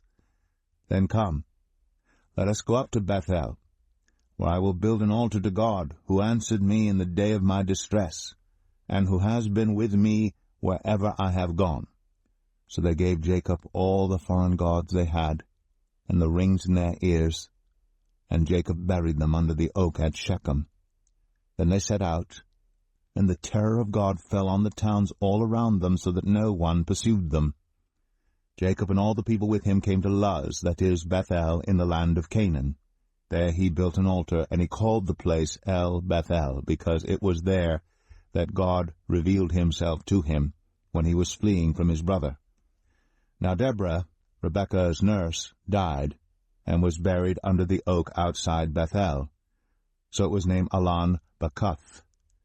After Jacob returned from Padan Aram, God appeared to him again and blessed him. God said to him, "Your name is Jacob, but you will no longer be called Jacob. Your name will be Israel." So he named him Israel. And God said to him, "I am God Almighty. Be fruitful and increase in number. A nation and a community of nations will come from you, and kings will be among your descendants. The land I gave to Abraham and Isaac, I also give to you, and I will give this land to your descendants after you." Then God went up from him at the place where he had talked with him. Jacob set up a stone pillar at the place where God had talked with him, and he poured out a drink offering on it. He also poured oil on it. Jacob called the place where God had talked with him Bethel. Then they moved on from Bethel. While they were still some distance from Ephrath, Rachel began to give birth and had great difficulty. And as she was having great difficulty in childbirth, the midwife said to her, "Don't despair, for you have another son." As she breathed her last, for she was dying, she named her son Ben-Oni, but his father named him Benjamin. So Rachel died, and was buried on the way to Ephrath, that is, Bethlehem. Over her tomb Jacob set up a pillar, and to this day that pillar marks Rachel's tomb. Israel moved on again, and pitched his tent beyond Migdal-Eder. While Israel was living in that region, Reuben went in and slept with his father's concubine Bilhah, and Israel heard of it. Jacob had 12 sons. The sons of Leah, Reuben, the firstborn of Jacob, Simeon, Levi, Judah, Issachar, and Zebulun. The sons of Rachel, Joseph, and Benjamin. The sons of Rachel's servant Bilhah, Dan and Naphtali. The sons of Leah's servant Zilpah, Gad, and Asher. These were the sons of Jacob, who were born to him in Padan Aram. Jacob came home to his father Isaac in Mamre, near Kiriath Arba, that is Hebron, where Abraham and Isaac had stayed. Isaac lived 180 years. Then he breathed his last and died, and was gathered to his people, old and full of years, and his sons Esau and Jacob buried him. Genesis 36. This is the account of the family line of Esau, that is Edom. Esau took his wives from the women of Canaan, Adah, daughter of Elon the Hittite, and Oholibamah, daughter of Anah, and granddaughter of Zibeon the Hivite, also Basemath, daughter of Ishmael, and sister of Nebaioth. Adah bore Eliphaz to Esau, Basemath bore Ruel, and Oholibamah bore Jeush, Jalam, and Korah. These were the sons of Esau, who were born to him in Canaan. Esau took his wives and sons and daughters and all the members of his household, as well as his livestock, and all his other animals and all the goods he had acquired in Canaan, and moved to a land some distance from his brother Jacob. Their possessions were too great for them to remain together. The land where they were staying could not support them both because of their livestock. So Esau, that is Edom, settled in the hill country of Seir. This is the account of the family line of Esau, the father of the Edomites, in the hill country of Seir. These are the names of Esau's sons: Eliphaz, the son of Esau's wife Adah, and Ruel, the son of Esau's wife Basemath. The sons of Eliphaz: Teman, Omar, Zepho, Gatam, and Kenaz. Esau's son Eliphaz also had a concubine named Timnah, who bore him Amalek. These were grandsons of Esau's wife Adah. The sons of Ruel: Nahath, Zerah, Shema, and Mizah. These were grandsons of Esau's wife Basemath. The sons of Esau's wife Oholibamah, daughter of Anah and granddaughter of Zibeon, whom she bore to Esau: Jeush, Jalam, and Korah. These were the chiefs among Esau's descendants. The sons of Eliphaz, the firstborn of Esau, chiefs: Teman, Omar, Zepho, Kenaz, Korah, Gatam, and Amalek. These were the chiefs descended from Eliphaz in Edom. They were grandsons of Adah. The sons of Esau's son Ruel, chiefs: Nahath, Zerah, Shema, and Mizah. These were the chiefs descended from Ruel in Edom. They were grandsons of Esau's wife Basemath. The sons of Esau's wife Oholibamah, chiefs: Jeush, Jalam, and Korah. These were the chiefs descended from Esau's wife Oholibamah, daughter of Anah. These were the sons of Esau, that is Edom, and these were their chiefs. These were the sons of Seir the Horite, who were living in the region: Lotan, Shobal, Zibeon, Anah, Dishan, Ezer, and Dishan. These sons of Seir in Edom were Horite chiefs. The sons of Lotan: Hori and Hamam. Timnah was Lotan's sister. The sons of Shobal: Alvan, Manahath, Ebal, Shepho, and Onam. The sons of Zibeon: Allah and Anah. This is the Anah who discovered the hot springs in the desert while he was grazing the donkeys of his father Zibeon. The children of Anah: Dishan and Oholibamah, daughter of Anah. The sons of Dishan: Hemdan, Eshban, Ithran, and Karan. The sons of Ezer: Bilhan, Zavan, and Akan. The sons of Dishan: Uz and Aran. These were the Horite chiefs: Lotan, Shobal, Zibeon, Anah, Dishan, Ezer, and Dishan. These were the Horite chiefs, according to their divisions, in the land of Seir. These were the kings who reigned in Edom, before any Israelite king reigned. Bela, son of Beor, became king of Edom. His city was named Din-Habah. When Bela died, Jobab, son of Zerah, from Bozrah, succeeded him as king. When Jobab died, Husham, from the land of the Temanites, succeeded him as king. When Husham died, Hadad, son of Bedad, who defeated Midian in the country of Moab, succeeded him as king. His city was named Avith. When Hadad died, Samlah from Masrekah succeeded him as king. When Samlah died, Shaul from Rehoboth on the river succeeded him as king. When Shaul died, Baal-Hanan, son of Achbor, succeeded him as king. When Baal-Hanan, son of Achbor, died, Hadad succeeded him as king. His city was named Pau, and his wife's name was Mehetabel, daughter of Matred, the daughter of Mezahab. These were the chiefs descended from Esau by name, according to their clans and regions: Timnah, Alvah, Jetheth, Oholibama, Elah, Pinon, Kenaz, Teman, Mibzar, Magdiel, and Aram. These were the chiefs of Edom, according to their settlements in the land they occupied. This is the family line of Esau, the father of the Edomites. Genesis 37. Jacob lived in the land where his father had stayed, the land of Canaan. This is the account of Jacob's family line. Joseph, a young man of 17, was tending the flocks with his brothers, the sons of Bilhah and the sons of Zilpah, his father's wives, and he brought their father a bad report about them. Now Israel loved Joseph more than any of his other sons, because he had been born to him in his old age, and he made an ornate robe for him. When his brothers saw that their father loved him more than any of them, they hated him, and could not speak a kind word to him. Joseph had a dream, and when he told it to his brothers, they hated him all the more. He said to them, "Listen to this dream I had. We were binding sheaves of grain out in the field, when suddenly my sheaf rose and stood upright, while your sheaves gathered around mine and bowed down to it." His brothers said to him, "Do you intend to reign over us? Will you actually rule us?" And they hated him all the more because of his dream and what he had said. Then he had another dream, and he told it to his brothers. "Listen," he said, "I had another dream, and this time the sun and moon and 11 stars were bowing down to me." When he told his father as well as his brothers, his father rebuked him and said, "What is this dream you had?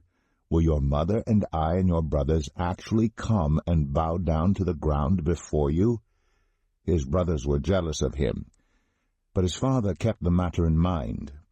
Now his brothers had gone to graze their father's flocks near Shechem, and Israel said to Joseph, "As you know, your brothers are grazing the flocks near Shechem. Come, I am going to send you to them." "Very well," he replied. So he said to him, "Go and see if all is well with your brothers and with the flocks, and bring word back to me." Then he sent him off from the valley of Hebron. When Joseph arrived at Shechem, a man found him wandering around in the fields and asked him, "What are you looking for?" He replied, "I'm looking for my brothers. Can you tell me where they are grazing their flocks?" "They have moved on from here," the man answered. "I heard them say, 'Let's go to Dothan.'" So Joseph went after his brothers and found them near Dothan. But they saw him in the distance, and before he reached them they plotted to kill him. "Here comes that dreamer," they said to each other. "Come now, let's kill him and throw him into one of these cisterns and say that a ferocious animal devoured him. Then we'll see what comes of his dreams." When Reuben heard this, he tried to rescue him from their hands. "Let's not take his life," he said. "Don't shed any blood. Throw him into this cistern here in the wilderness, but don't lay a hand on him." Reuben said this to rescue him from them and take him back to his father. So when Joseph came to his brothers, they stripped him of his robe, the ornate robe he was wearing, and they took him and threw him into the cistern. The cistern was empty, There was no water in it. As they sat down to eat their meal, they looked up and saw a caravan of Ishmaelites coming from Gilead. Their camels were loaded with spices, balm, and myrrh, and they were on their way to take them down to Egypt. Judah said to his brothers, "What will we gain if we kill our brother and cover up his blood? Come, let's sell him to the Ishmaelites, and not lay our hands on him. After all, he is our brother, our own flesh and blood." His brothers agreed. So when the Midianite merchants came by, his brothers pulled Joseph up out of the cistern and sold him for 20 shekels of silver to the Ishmaelites, who took him to Egypt. When Reuben returned to the cistern and saw that Joseph was not there, he tore his clothes. He went back to his brothers and said, "The boy isn't there. Where can I turn now?" Then they got Joseph's robe, slaughtered a goat, and dipped the robe in the blood. They took the ornate robe back to their father and said, "We found this. Examine it to see whether it is your son's robe." He recognized it and said, "It is my son's robe. Some ferocious animal has devoured him. Joseph has surely been torn to pieces." Then Jacob tore his clothes, put on sackcloth, and mourned for his son many days. All his sons and daughters came to comfort him, but he refused to be comforted. "No," he said, "I will continue to mourn until I join my son in the grave." So his father wept for him. Meanwhile, the Midianites sold Joseph in Egypt to Potiphar, one of Pharaoh's officials, the captain of the guard. Genesis 38. At that time Judah left his brothers and went down to stay with a man of Adullam named Hira. There Judah met the daughter of a Canaanite man named Shua. He married her and made love to her. She became pregnant and gave birth to a son, who was named Er. She conceived again and gave birth to a son and named him Onan. She gave birth to still another son and named him Shelah. It was at Kezib that she gave birth to him. Judah got a wife for Er, his firstborn, and her name was Tamar. But Er, Judah's firstborn, was wicked in the Lord's sight, so the Lord put him to death. Then Judah said to Onan, "Sleep with your brother's wife, and fulfill your duty to her as a brother-in-law to raise up offspring for your brother." But Onan knew that the child would not be his, so whenever he slept with his brother's wife, he spilled his semen on the ground to keep from providing offspring for his brother. What he did was wicked in the Lord's sight, so the Lord put him to death also. Judah then said to his daughter-in-law Tamar, "Live as a widow in your father's household until my son Shelah grows up." For he thought, "He may die too, just like his brothers." So Tamar went to live in her father's household. After a long time, Judah's wife, the daughter of Shua, died. When Judah had recovered from his grief, he went up to Timnah, to the men who were shearing his sheep, and his friend Hira the Adullamite went with him. When Tamar was told, "Your father-in-law is on his way to Timnah to shear his sheep," she took off her widow's clothes, covered herself with a veil to disguise herself, and then sat down at the entrance to Enaim, which is on the road to Timnah. For she saw that though Shelah had now grown up, she had not been given to him as his wife. When Judah saw her, he thought she was a prostitute, for she had covered her face. Not realizing that she was his daughter-in-law, he went over to her by the roadside and said, "Come now, let me sleep with you." "And what will you give me to sleep with you?" she asked. "I'll send you a young goat from my flock," he said. "Will you give me something as a pledge until you send it?" she asked. He said, "What pledge should I give you?" "Your seal and its cord, and the staff in your hand," she answered. So he gave them to her and slept with her, and she became pregnant by him. After she left, she took off her veil and put on her widow's clothes again. Meanwhile, Judah sent the young goat by his friend the Adullamite in order to get his pledge back from the woman, but he did not find her. He asked the men who lived there, "Where is the shrine prostitute who was beside the road at Enaim?" "There hasn't been any shrine prostitute here," they said. So he went back to Judah and said, "I didn't find her. Besides, the men who lived there said, 'There hasn't been any shrine prostitute here.'" Then Judah said, "Let her keep what she has, or we will become a laughingstock." After all, I did send her this young goat, but you didn't find her." About 3 months later, Judah was told, "Your daughter-in-law Tamar is guilty of prostitution, and as a result she is now pregnant." Judah said, "Bring her out and have her burned to death." As she was being brought out, she sent a message to her father-in-law. "I am pregnant by the man who owns these," she said, and she added, "See if you recognize whose seal and cord and staff these are." Judah recognized them and said, "She is more righteous than I, since I wouldn't give her to my son Shelah." And he did not sleep with her again. When the time came for her to give birth, there were twin boys in her womb. As she was giving birth, one of them put out his hand, so the midwife took a scarlet thread and tied it on his wrist and said, "This one came out first." But when he drew back his hand, his brother came out, and she said, "So this is how you have broken out." And he was named Perez. Then his brother, who had the scarlet thread on his wrist, came out, and he was named Zerah. Genesis 39. Now Joseph had been taken down to Egypt. Potiphar, an Egyptian who was one of Pharaoh's officials, the captain of the guard, bought him from the Ishmaelites who had taken him there. The Lord was with Joseph, so that he prospered, and he lived in the house of his Egyptian master. When his master saw that the Lord was with him, and that the Lord gave him success in everything he did, Joseph found favor in his eyes and became his attendant. Potiphar put him in charge of his household, and he entrusted to his care everything he owned. From the time he put him in charge of his household and of all that he owned, the Lord blessed the household of the Egyptian because of Joseph. The blessing of the Lord was on everything Potiphar had, both in the house and in the field. So Potiphar left everything he had in Joseph's care. With Joseph in charge, he did not concern himself with anything except the food he ate. Now Joseph was well built and handsome, and after a while his master's wife took notice of Joseph and said, "Come to bed with me." But he refused. With me in charge, he told her, "My master does not concern himself with anything in the house. Everything he owns he has entrusted to my care. No one is greater in this house than I am. My master has withheld nothing from me except you, because you are his wife. How then could I do such a wicked thing and sin against God?" And though she spoke to Joseph day after day, he refused to go to bed with her or even be with her. One day he went into the house to attend to his duties, and none of the household servants was inside. She caught him by his cloak and said, "Come to bed with me." But he left his cloak in her hand and ran out of the house. When she saw that he had left his cloak in her hand and had run out of the house, she called her household servants. "Look," she said to them, "this Hebrew has been brought to us to make sport of us. He came in here to sleep with me, but I screamed. When he heard me scream for help, he left his cloak beside me and ran out of the house."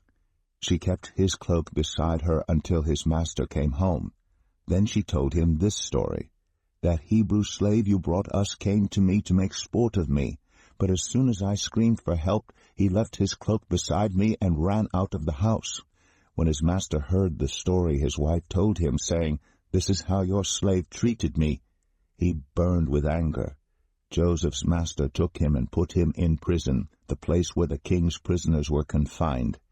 But while Joseph was there in the prison, the Lord was with him. He showed him kindness and granted him favor in the eyes of the prison warden. So the warden put Joseph in charge of all those held in the prison, and he was made responsible for all that was done there. The warden paid no attention to anything under Joseph's care, because the Lord was with Joseph and gave him success in whatever he did. Genesis 40.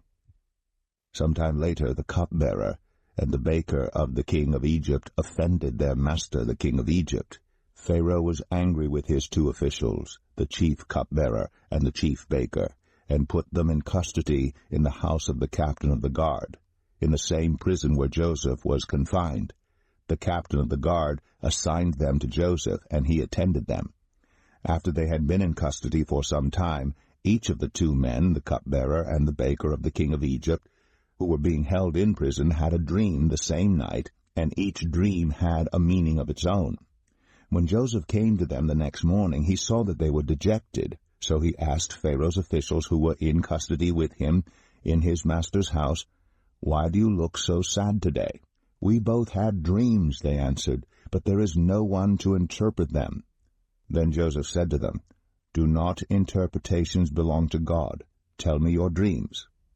So the chief cupbearer told Joseph his dream. He said to him, "In my dream I saw a vine in front of me, and on the vine were 3 branches. As soon as it budded, it blossomed, and its clusters ripened into grapes.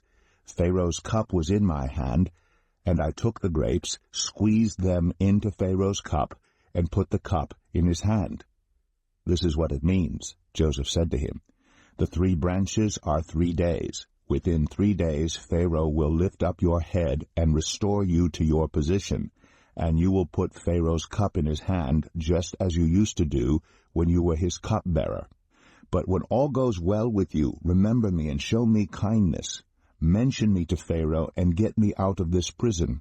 I was forcibly carried off from the land of the Hebrews, and even here I have done nothing to deserve being put in a dungeon." When the chief baker saw that Joseph had given a favorable interpretation, he said to Joseph, "I too had a dream. On my head were 3 baskets of bread. In the top basket were all kinds of baked goods for Pharaoh, but the birds were eating them out of the basket on my head." "This is what it means," Joseph said. "The 3 baskets are 3 days. Within 3 days Pharaoh will lift off your head and impale your body on a pole, and the birds will eat away your flesh." Now the 3rd day was Pharaoh's birthday, and he gave a feast for all his officials. He lifted up the heads of the chief cupbearer and the chief baker in the presence of his officials. He restored the chief cupbearer to his position, so that he once again put the cup into Pharaoh's hand. But he impaled the chief baker, just as Joseph had said to them in his interpretation. The chief cupbearer, however, did not remember Joseph. He forgot him. Genesis 41. When 2 full years had passed, Pharaoh had a dream. He was standing by the Nile when out of the river there came up 7 cows, sleek and fat, and they grazed among the reeds. After them 7 other cows, ugly and gaunt, came up out of the Nile and stood beside those on the river bank. And the cows that were ugly and gaunt ate up the 7 sleek, fat cows. Then Pharaoh woke up. He fell asleep again and had a second dream. 7 heads of grain, healthy and good, were growing on a single stalk. After them 7 other heads of grain sprouted, thin and scorched by the east wind. The thin heads of grain swallowed up the 7 healthy, full heads. Then Pharaoh woke up. It had been a dream. In the morning his mind was troubled, so he sent for all the magicians and wise men of Egypt. Pharaoh told them his dreams, but no one could interpret them for him.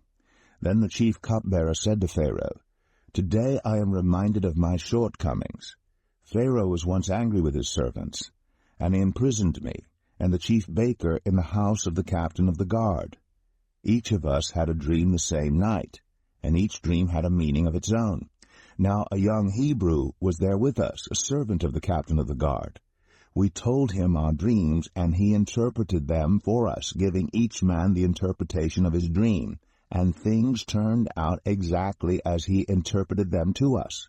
I was restored to my position, and the other man was impaled." So Pharaoh sent for Joseph, and he was quickly brought from the dungeon. When he had shaved and changed his clothes, he came before Pharaoh. Pharaoh said to Joseph, "I had a dream, and no one can interpret it. But I have heard it said of you that when you hear a dream you can interpret it." "I cannot do it," Joseph replied to Pharaoh, "but God will give Pharaoh the answer he desires." Then Pharaoh said to Joseph, "In my dream I was standing on the bank of the Nile, when out of the river there came up 7 cows, fat and sleek, and they grazed among the reeds.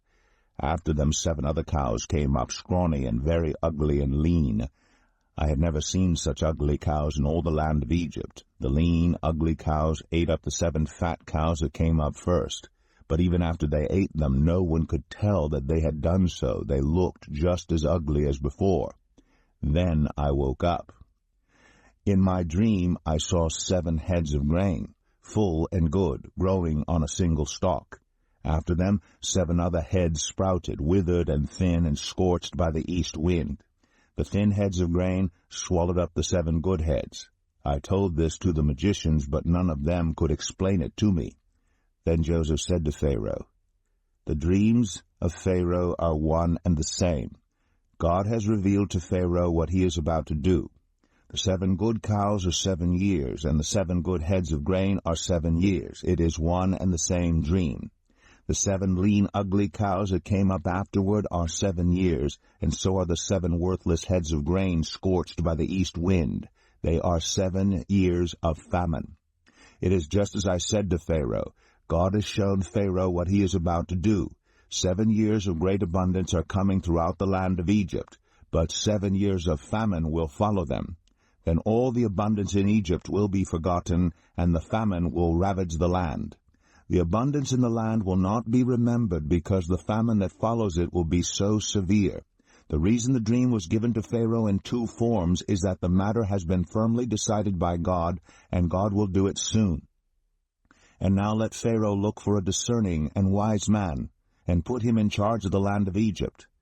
Let Pharaoh appoint commissioners over the land to take 1/5 of the harvest of Egypt during the 7 years of abundance.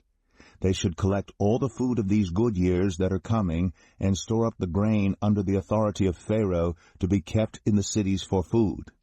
This food should be held in reserve for the country to be used during the 7 years of famine that will come upon Egypt, so that the country may not be ruined by the famine." The plan seemed good to Pharaoh and to all his officials. So Pharaoh asked them, "Can we find anyone like this man, one in whom is the Spirit of God?" Then Pharaoh said to Joseph, "Since God has made all this known to you, there is no one so discerning and wise as you. You shall be in charge of my palace, and all my people are to submit to your orders. Only with respect to the throne will I be greater than you."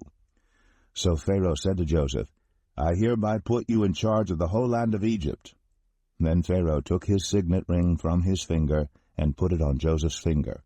He dressed him in robes of fine linen and put a gold chain around his neck.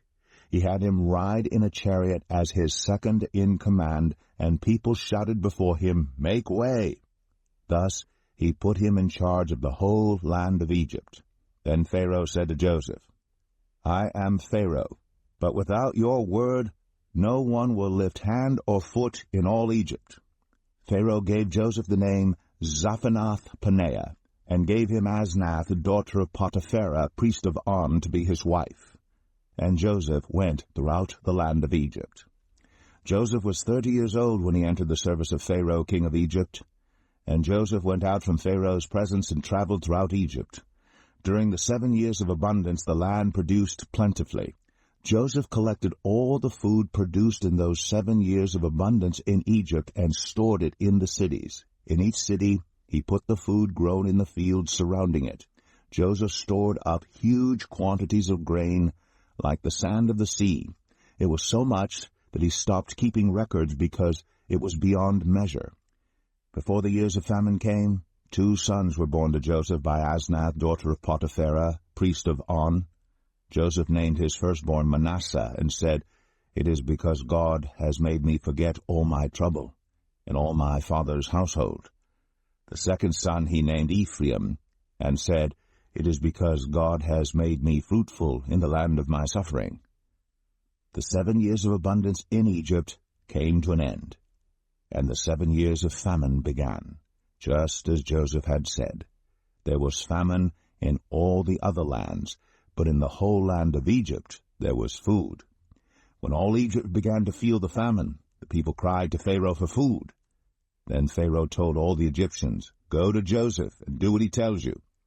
When the famine had spread over the whole country, Joseph opened all the storehouses and sold grain to the Egyptians, for the famine was severe throughout Egypt, and all the world came to Egypt to buy grain from Joseph, because the famine was severe everywhere. Genesis 42.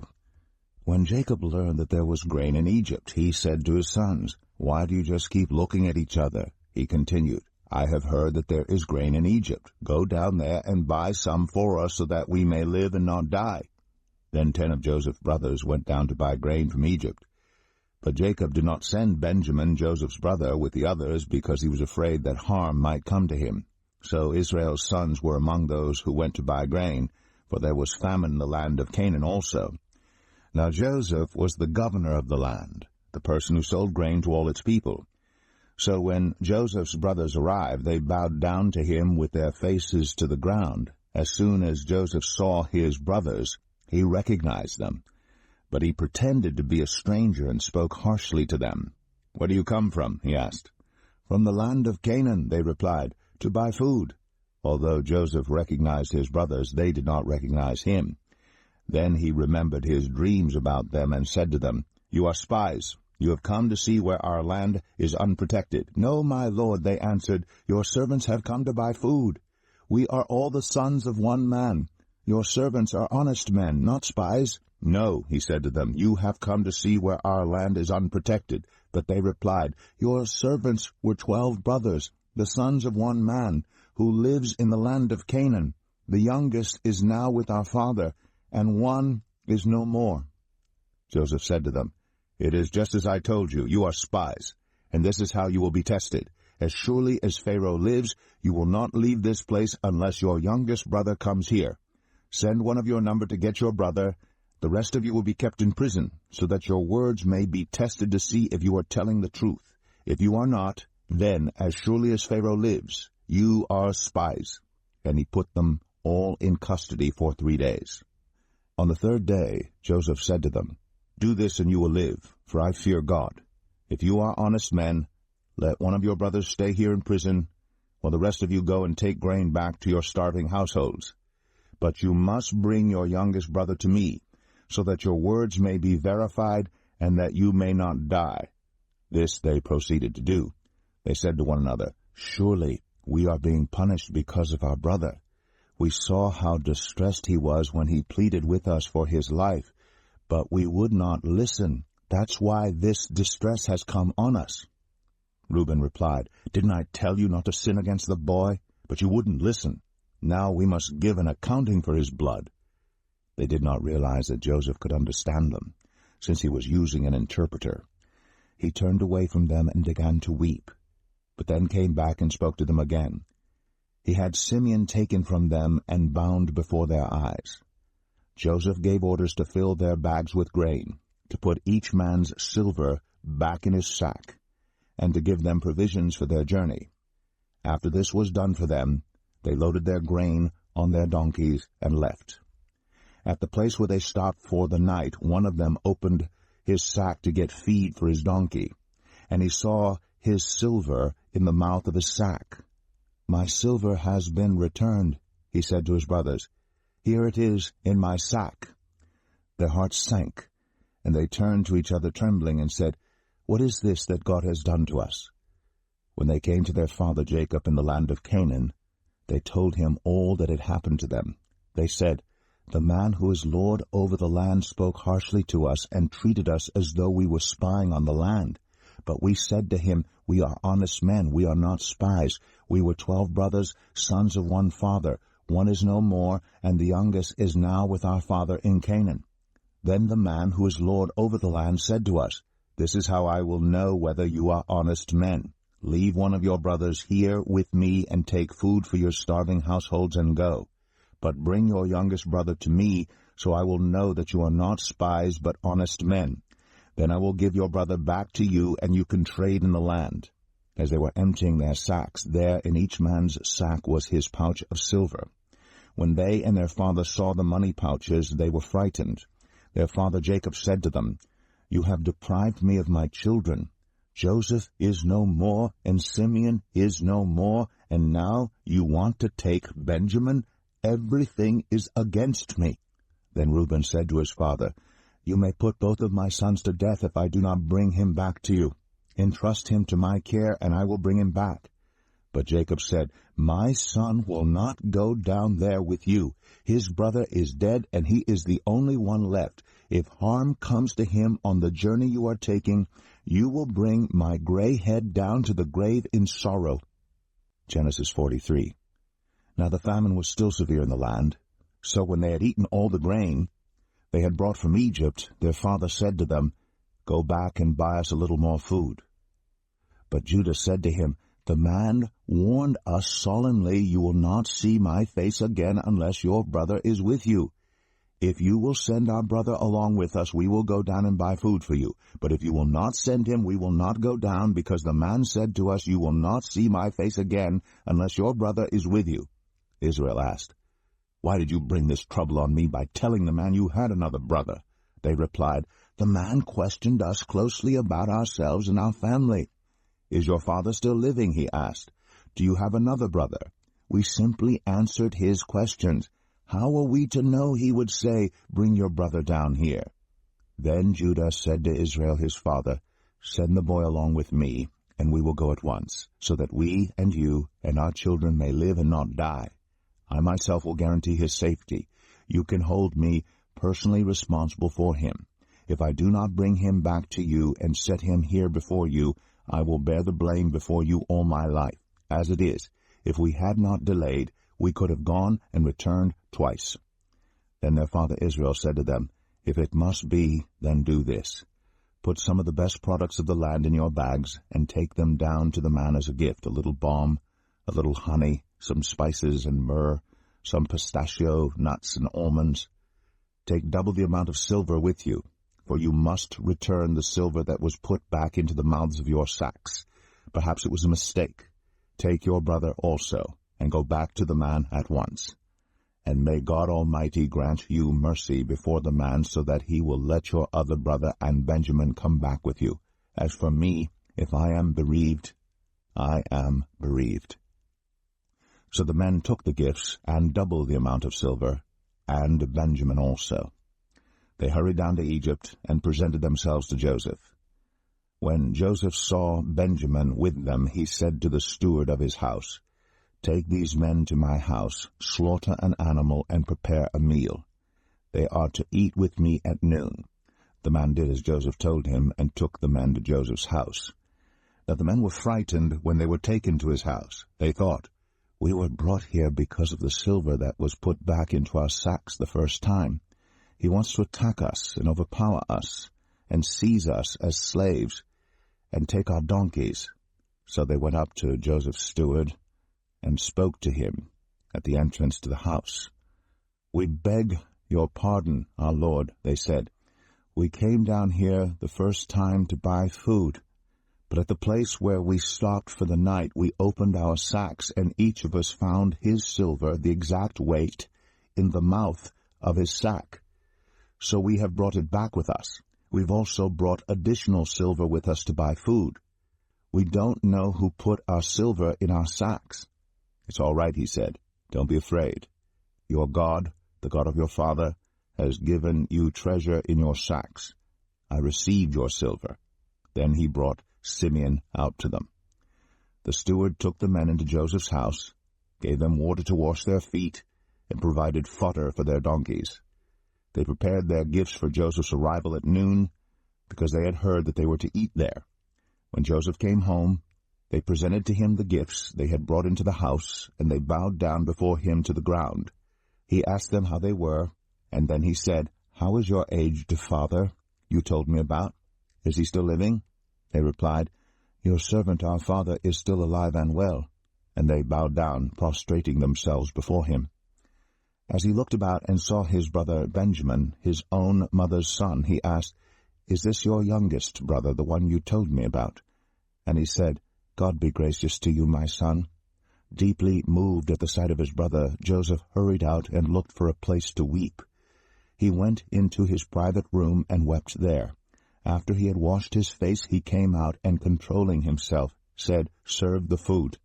They served him by himself, the brothers by themselves, and the Egyptians who ate with him by themselves, because Egyptians could not eat with Hebrews, for that is detestable to Egyptians. The men had been seated before him in the order of their ages, from the firstborn to the youngest, and they looked at each other in astonishment. When portions were served to them, from Joseph's table, Benjamin's portion was 5 times as much as anyone else's. So they feasted and drank freely with him. Genesis 44. Now Joseph gave these instructions to the steward of his house. Fill the men's sacks with as much food as they can carry, and put each man's silver in the mouth of his sack. Then put my cup, the silver one, in the mouth of the youngest one's sack, along with the silver for his grain. And he did as Joseph said. As morning dawned, the men were sent on their way with their donkeys. They had not gone far from the city when Joseph said to his steward, Go after those men at once, and when you catch up with them, say to them, Why have you repaid good with evil? Isn't this the cup my master drinks from, and also uses for divination? This is a wicked thing you have done. When he caught up with them, he repeated these words to them. But they said to him, Why does my lord say such things? Far be it from your servants to do anything like that. We even brought back to you from the land of Canaan the silver we found inside the mouths of our sacks. So why would we steal silver or gold from your master's house? If any of your servants is found to have it, he will die, and the rest of us will become my lord's slaves. Very well then, he said, Let it be as you say. Whoever is found to have it will become my slave. The rest of you will be free from blame. Each of them quickly lowered his sack to the ground and opened it. Then the steward proceeded to search, beginning with the oldest and ending with the youngest, and the cup was found in Benjamin's sack. At this they tore their clothes. Then they all loaded their donkeys and returned to the city. Joseph was still in the house when Judah and his brothers came in, and they threw themselves to the ground before him. Joseph said to them, What is this you have done? Don't you know that a man like me can find things out by divination? What can we say to my lord? Judah replied. What can we say? How can we prove our innocence? God has uncovered your servant's guilt. We are now my lord's slaves, we ourselves, and the one who was found to have the cup. But Joseph said, Far be it from me to do such a thing. Only the man who was found to have the cup will become my slave. The rest of you, go back to your father in peace. Then Judah went up to him and said, Pardon your servant, my lord. Let me speak a word to my lord. Do not be angry with your servant, though you are equal to Pharaoh himself. My lord asked his servants, Do you have a father or a brother? And we answered, We have an aged father, and there is a young son born to him in his old age. His brother is dead, and he is the only one of his mother's sons left, and his father loves him. Then you said to your servants, Bring him down to me so I can see him for myself. And we said to my lord, The boy cannot leave his father. If he leaves him, his father will die. But you told your servants, Unless your youngest brother comes down with you, you will not see my face again. When we went back to your servant my father, we told him what my lord had said. Then our father said, Go back and buy a little more food. But we said, We cannot go down. Only if our youngest brother is with us will we go. We cannot see the man's face unless our youngest brother is with us. Your servant my father said to us, You know that my wife bore me 2 sons. One of them went away from me, and I said, He has surely been torn to pieces, and I have not seen him since. If you take this one from me too, and harm comes to him, you will bring my gray head down to the grave in misery. So now, if the boy is not with us when I go back to your servant my father, and if my father, whose life is closely bound up with the boy's life, sees that the boy isn't there, he will die. Your servants will bring the gray head of our father down to the grave in sorrow. Your servant guaranteed the boy's safety to my father. I said, If I do not bring him back to you, I will bear the blame before you, my father, all my life. Now then, please, let your servant remain here as my lord's slave in place of the boy, and let the boy return with his brothers. How can I go back to my father if the boy is not with me? No, do not let me see the misery that would come on my father. Genesis 45. Then Joseph could no longer control himself before all his attendants, and he cried out, Have everyone leave my presence. So there was no one with Joseph when he made himself known to his brothers, and he wept so loudly that the Egyptians heard him, and Pharaoh's household heard about it. Joseph said to his brothers, I am Joseph. Is my father still living? But his brothers were not able to answer him because they were terrified at his presence. Then Joseph said to his brothers, Come close to me. When they had done so, he said, I am your brother Joseph, the one you sold into Egypt. And now do not be distressed, and do not be angry with yourselves for selling me here, because it was to save lives that God sent me ahead of you. For 2 years now there has been famine in the land, and for the next 5 years there will be no plowing and reaping. But God sent me ahead of you to preserve for you a remnant on earth, and to save your lives by a great deliverance. So then it was not you who sent me here, but God. He made me father to Pharaoh, lord of his entire household, and ruler of all Egypt. Now hurry back to my father and say to him, This is what your son Joseph says. God has made me lord of all Egypt. Come down to me, don't delay. You shall live in the region of Goshen, and be near me, you, your children and grandchildren, your flocks and herds, and all you have. I will provide for you there, because 5 years of famine are still to come. Otherwise, you and your household and all who belong to you will become destitute. You can see for yourselves, and so can my brother Benjamin, that it is really I who am speaking to you. Tell my father about all the honor accorded me in Egypt, and about everything you have seen, and bring my father down here quickly. Then he threw his arms around his brother Benjamin and wept. And Benjamin embraced him, weeping. And he kissed all his brothers and wept over them. Afterward his brothers talked with him. When the news reached Pharaoh's palace that Joseph's brothers had come, Pharaoh and all his officials were pleased. Pharaoh said to Joseph, Tell your brothers, do this. Load your animals and return to the land of Canaan, and bring your father and your families back to me. I will give you the best of the land of Egypt, and you can enjoy the fat of the land. You are also directed to tell them, Do this. Take some carts from Egypt for your children and your wives, and get your father and come. Never mind about your belongings, because the best of all Egypt will be yours. So the sons of Israel did this. Joseph gave them carts, as Pharaoh had commanded, and he also gave them provisions for their journey. To each of them he gave new clothing, but to Benjamin he gave 300 shekels of silver and 5 sets of clothes. And this is what he sent to his father: 10 donkeys loaded with the best things of Egypt, and 10 female donkeys loaded with grain and bread and other provisions for his journey. Then he sent his brothers away, and as they were leaving he said to them, Don't quarrel on the way.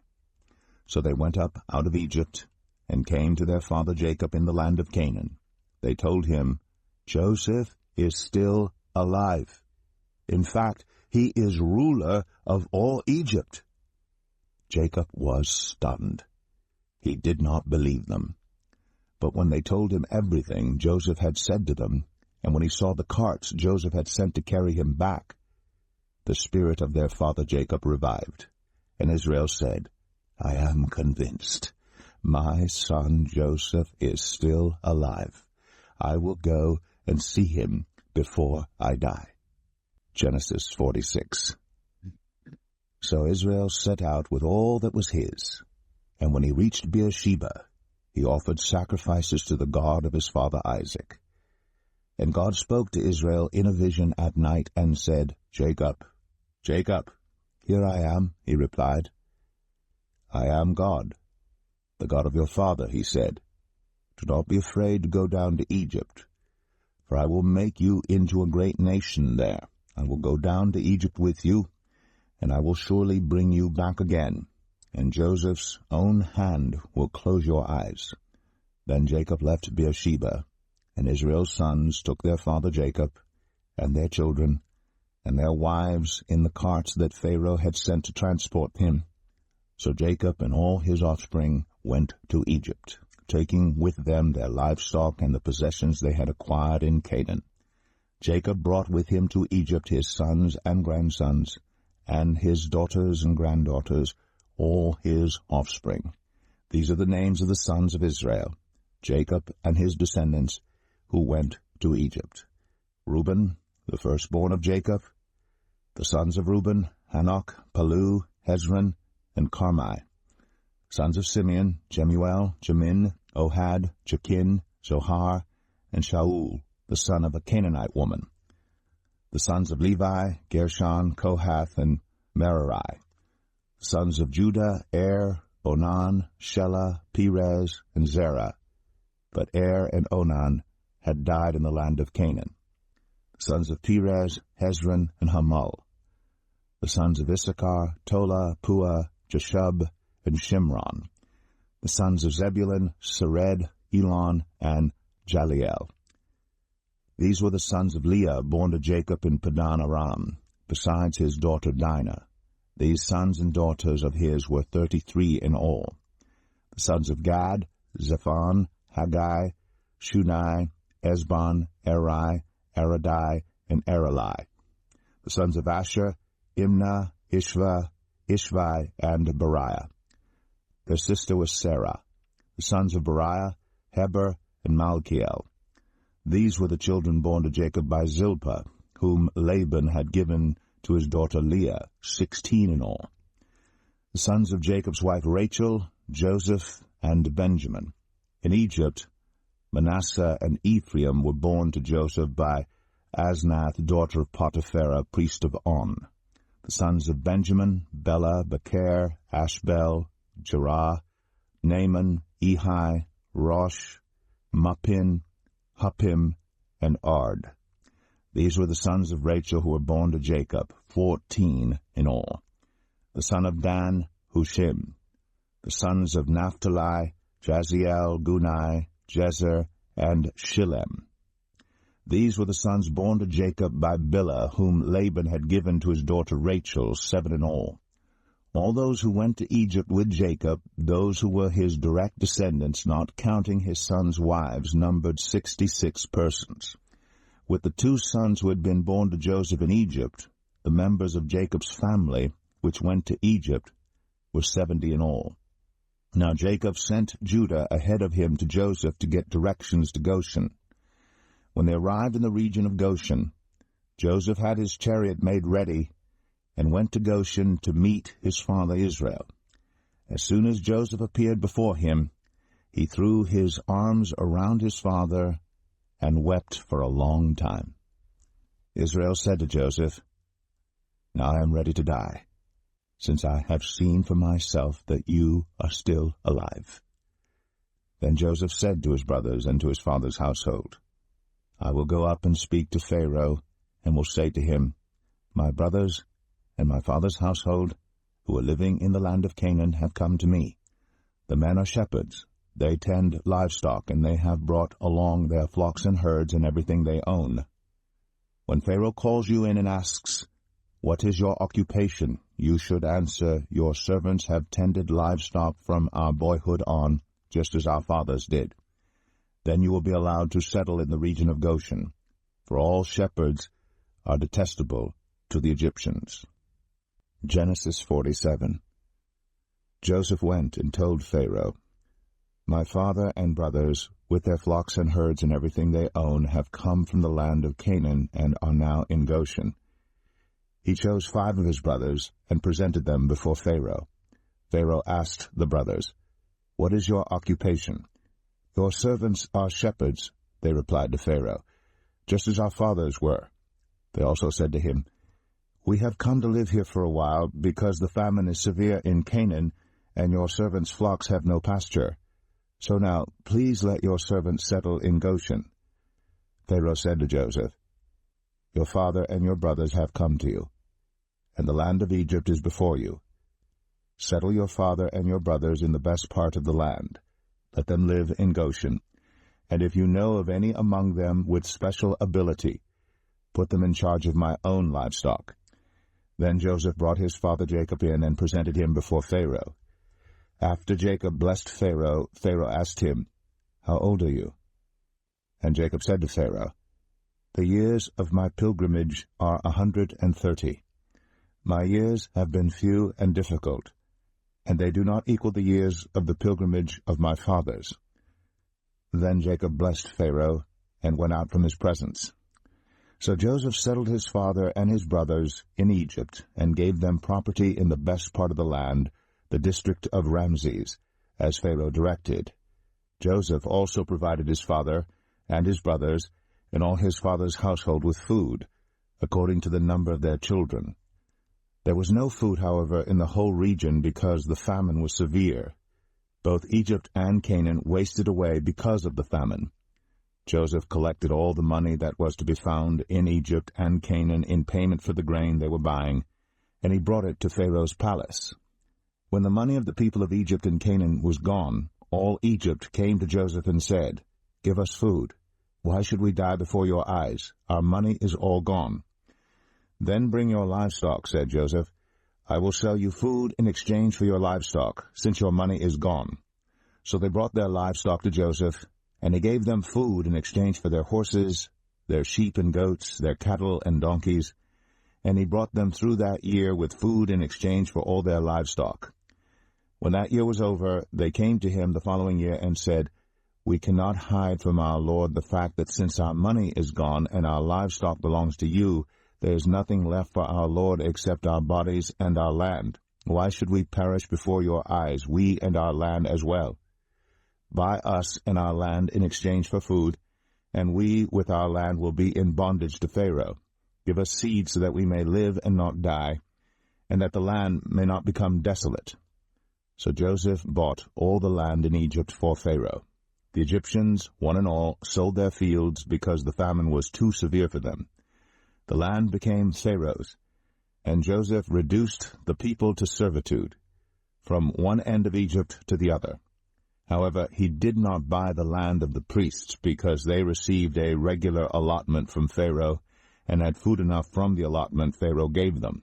That is why they did not sell their land. Joseph said to the people, "Now that I have bought you and your land today for Pharaoh, here is seed for you, so you can plant the ground. But when the crop comes in, give a fifth of it to Pharaoh. The other 4/5 you may keep as seed for the fields, and as food for yourselves and your households and your children." "You have saved our lives," they said. "May we find favor in the eyes of our Lord. We will be in bondage to Pharaoh." So Joseph established it as a law concerning land in Egypt, still in force today, that a fifth of the produce belongs to Pharaoh. It was only the land of the priests that did not become Pharaoh's. Now the Israelites settled in Egypt in the region of Goshen. They acquired property there, and were fruitful and increased greatly in number. Jacob lived in Egypt 17 years, and the years of his life were 147. When the time drew near for Israel to die, he called for his son Joseph and said to him, "If I have found favor in your eyes, put your hand under my thigh and promise that you will show me kindness and faithfulness. Do not bury me in Egypt. But when I rest with my fathers, carry me out of Egypt and bury me where they are buried." "I will do as you say," he said. "Swear to me," he said. Then Joseph swore to him, and Israel worshipped as he leaned on the top of his staff. Genesis 48. Sometime later Joseph was told, "Your father is ill." So he took his 2 sons Manasseh and Ephraim along with him. When Jacob was told, "Your son Joseph has come to you," Israel rallied his strength and sat up on the bed. Jacob said to Joseph, "God Almighty appeared to me at Luz in the land of Canaan.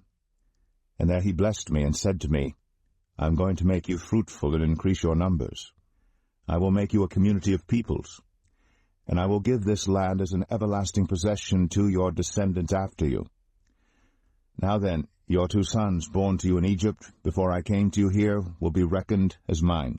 Ephraim and Manasseh will be mine, just as Reuben and Simeon are mine. Any children born to you after them will be yours. In the territory they inherit, they will be reckoned under the names of their brothers. As I was returning from Padan, to my sorrow Rachel died in the land of Canaan while we were still on the way, a little distance from Ephrath. So I buried her there beside the road to Ephrath, that is Bethlehem. When Israel saw the sons of Joseph, he asked, "Who are these?" "They are the sons God has given me here," Joseph said to his father. Then Israel said, "Bring them to me so I may bless them." Now Israel's eyes were failing because of old age, and he could hardly see. So Joseph brought his sons close to him, and his father kissed them and embraced them. Israel said to Joseph, "I never expected to see your face again, and now God has allowed me to see your children too." Then Joseph removed them from Israel's knees, and bowed down with his face to the ground. And Joseph took both of them, Ephraim on his right toward Israel's left hand, and Manasseh on his left toward Israel's right hand, and brought them close to him. But Israel reached out his right hand and put it on Ephraim's head, though he was the younger, and crossing his arms he put his left hand on Manasseh's head, even though Manasseh was the firstborn. Then he blessed Joseph and said, "May the God before whom my fathers Abraham and Isaac walked faithfully, the God who has been my shepherd all my life to this day, the angel who has delivered me from all harm, may he bless these boys. May they be called by my name and the names of my fathers Abraham and Isaac, and may they increase greatly on the earth."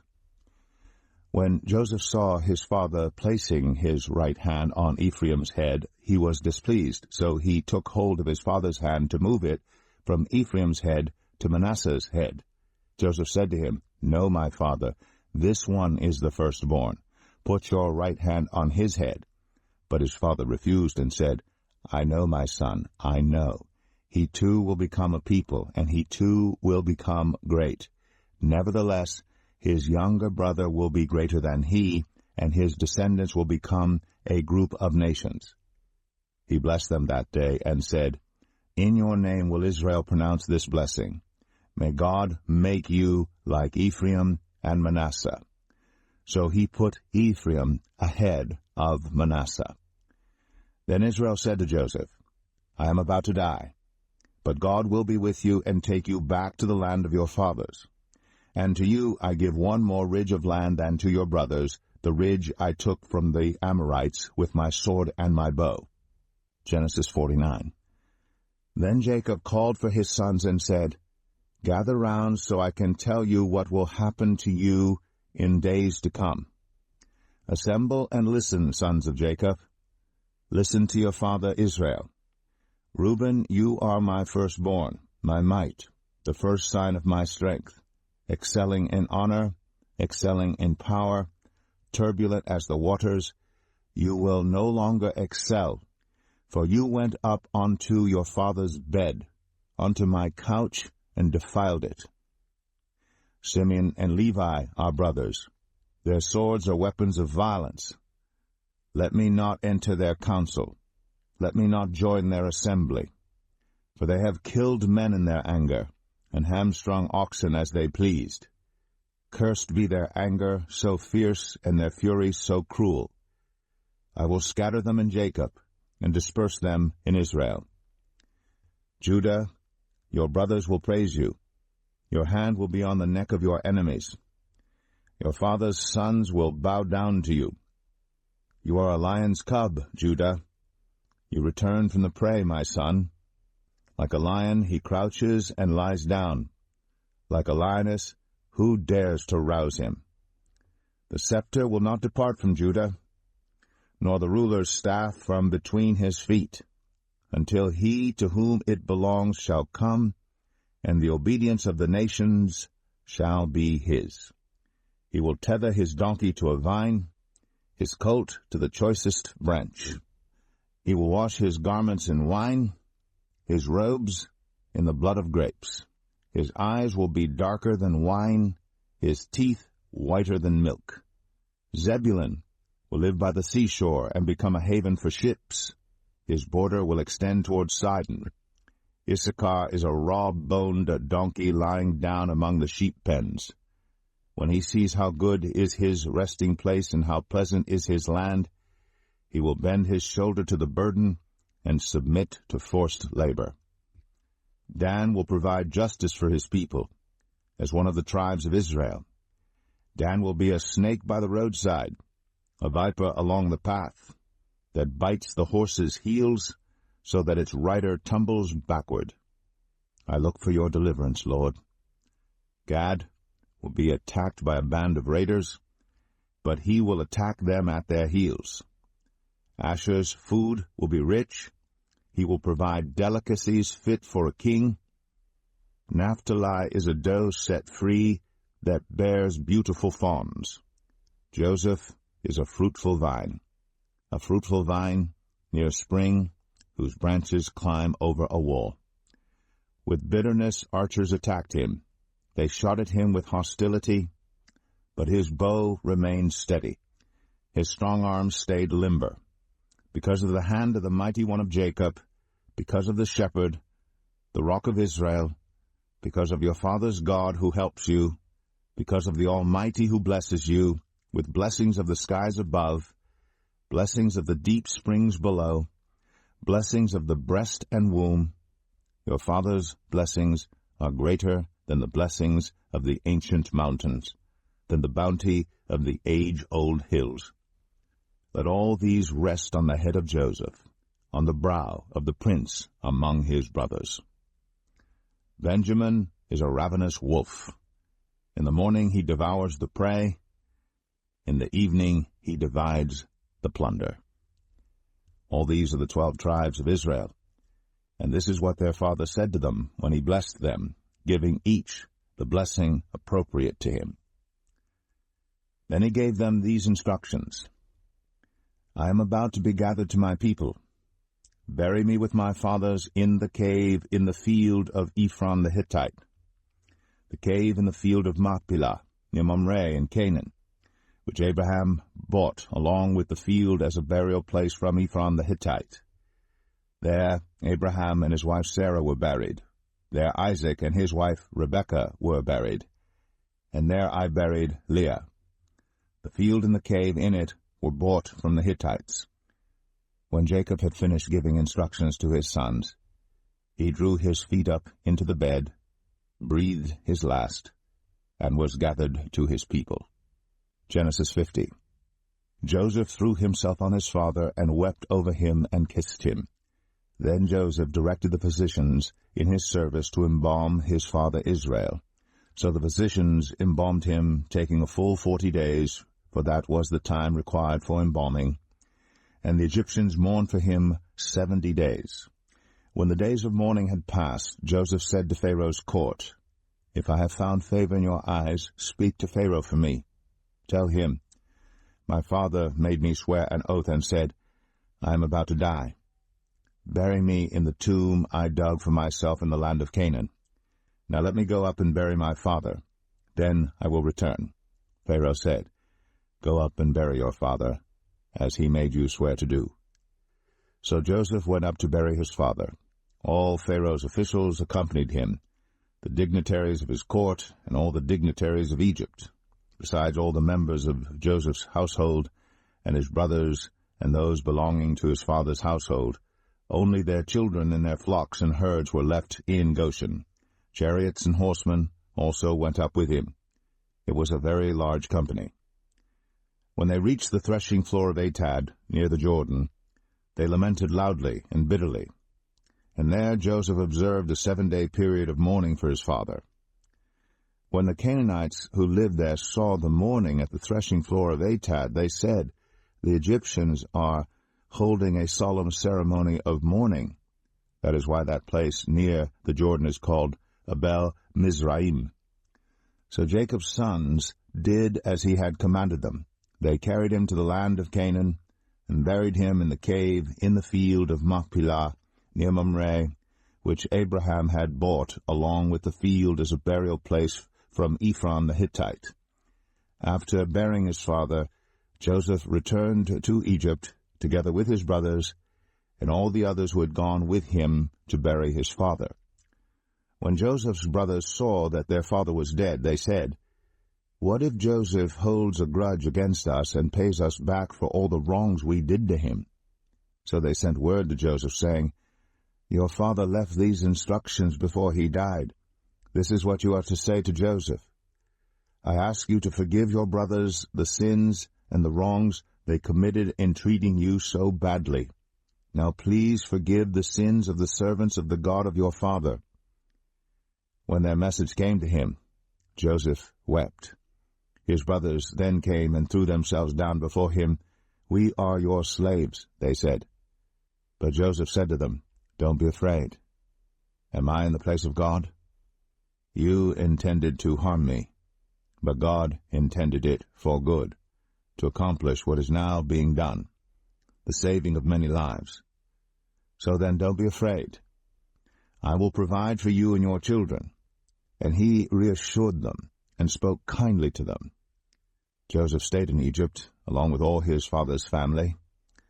He lived 110 years, and saw the third generation of Ephraim's children. Also the children of Machir, son of Manasseh, were placed at birth on Joseph's knees. Then Joseph said to his brothers, "I am about to die, but God will surely come to your aid and take you up out of this land to the land he promised on oath to Abraham, Isaac, and Jacob." And Joseph made the Israelites swear an oath and said, "God will surely come to your aid, and then you must carry my bones up from this place." So Joseph died at the age of 110. And after they embalmed him, he was placed in a coffin in Egypt.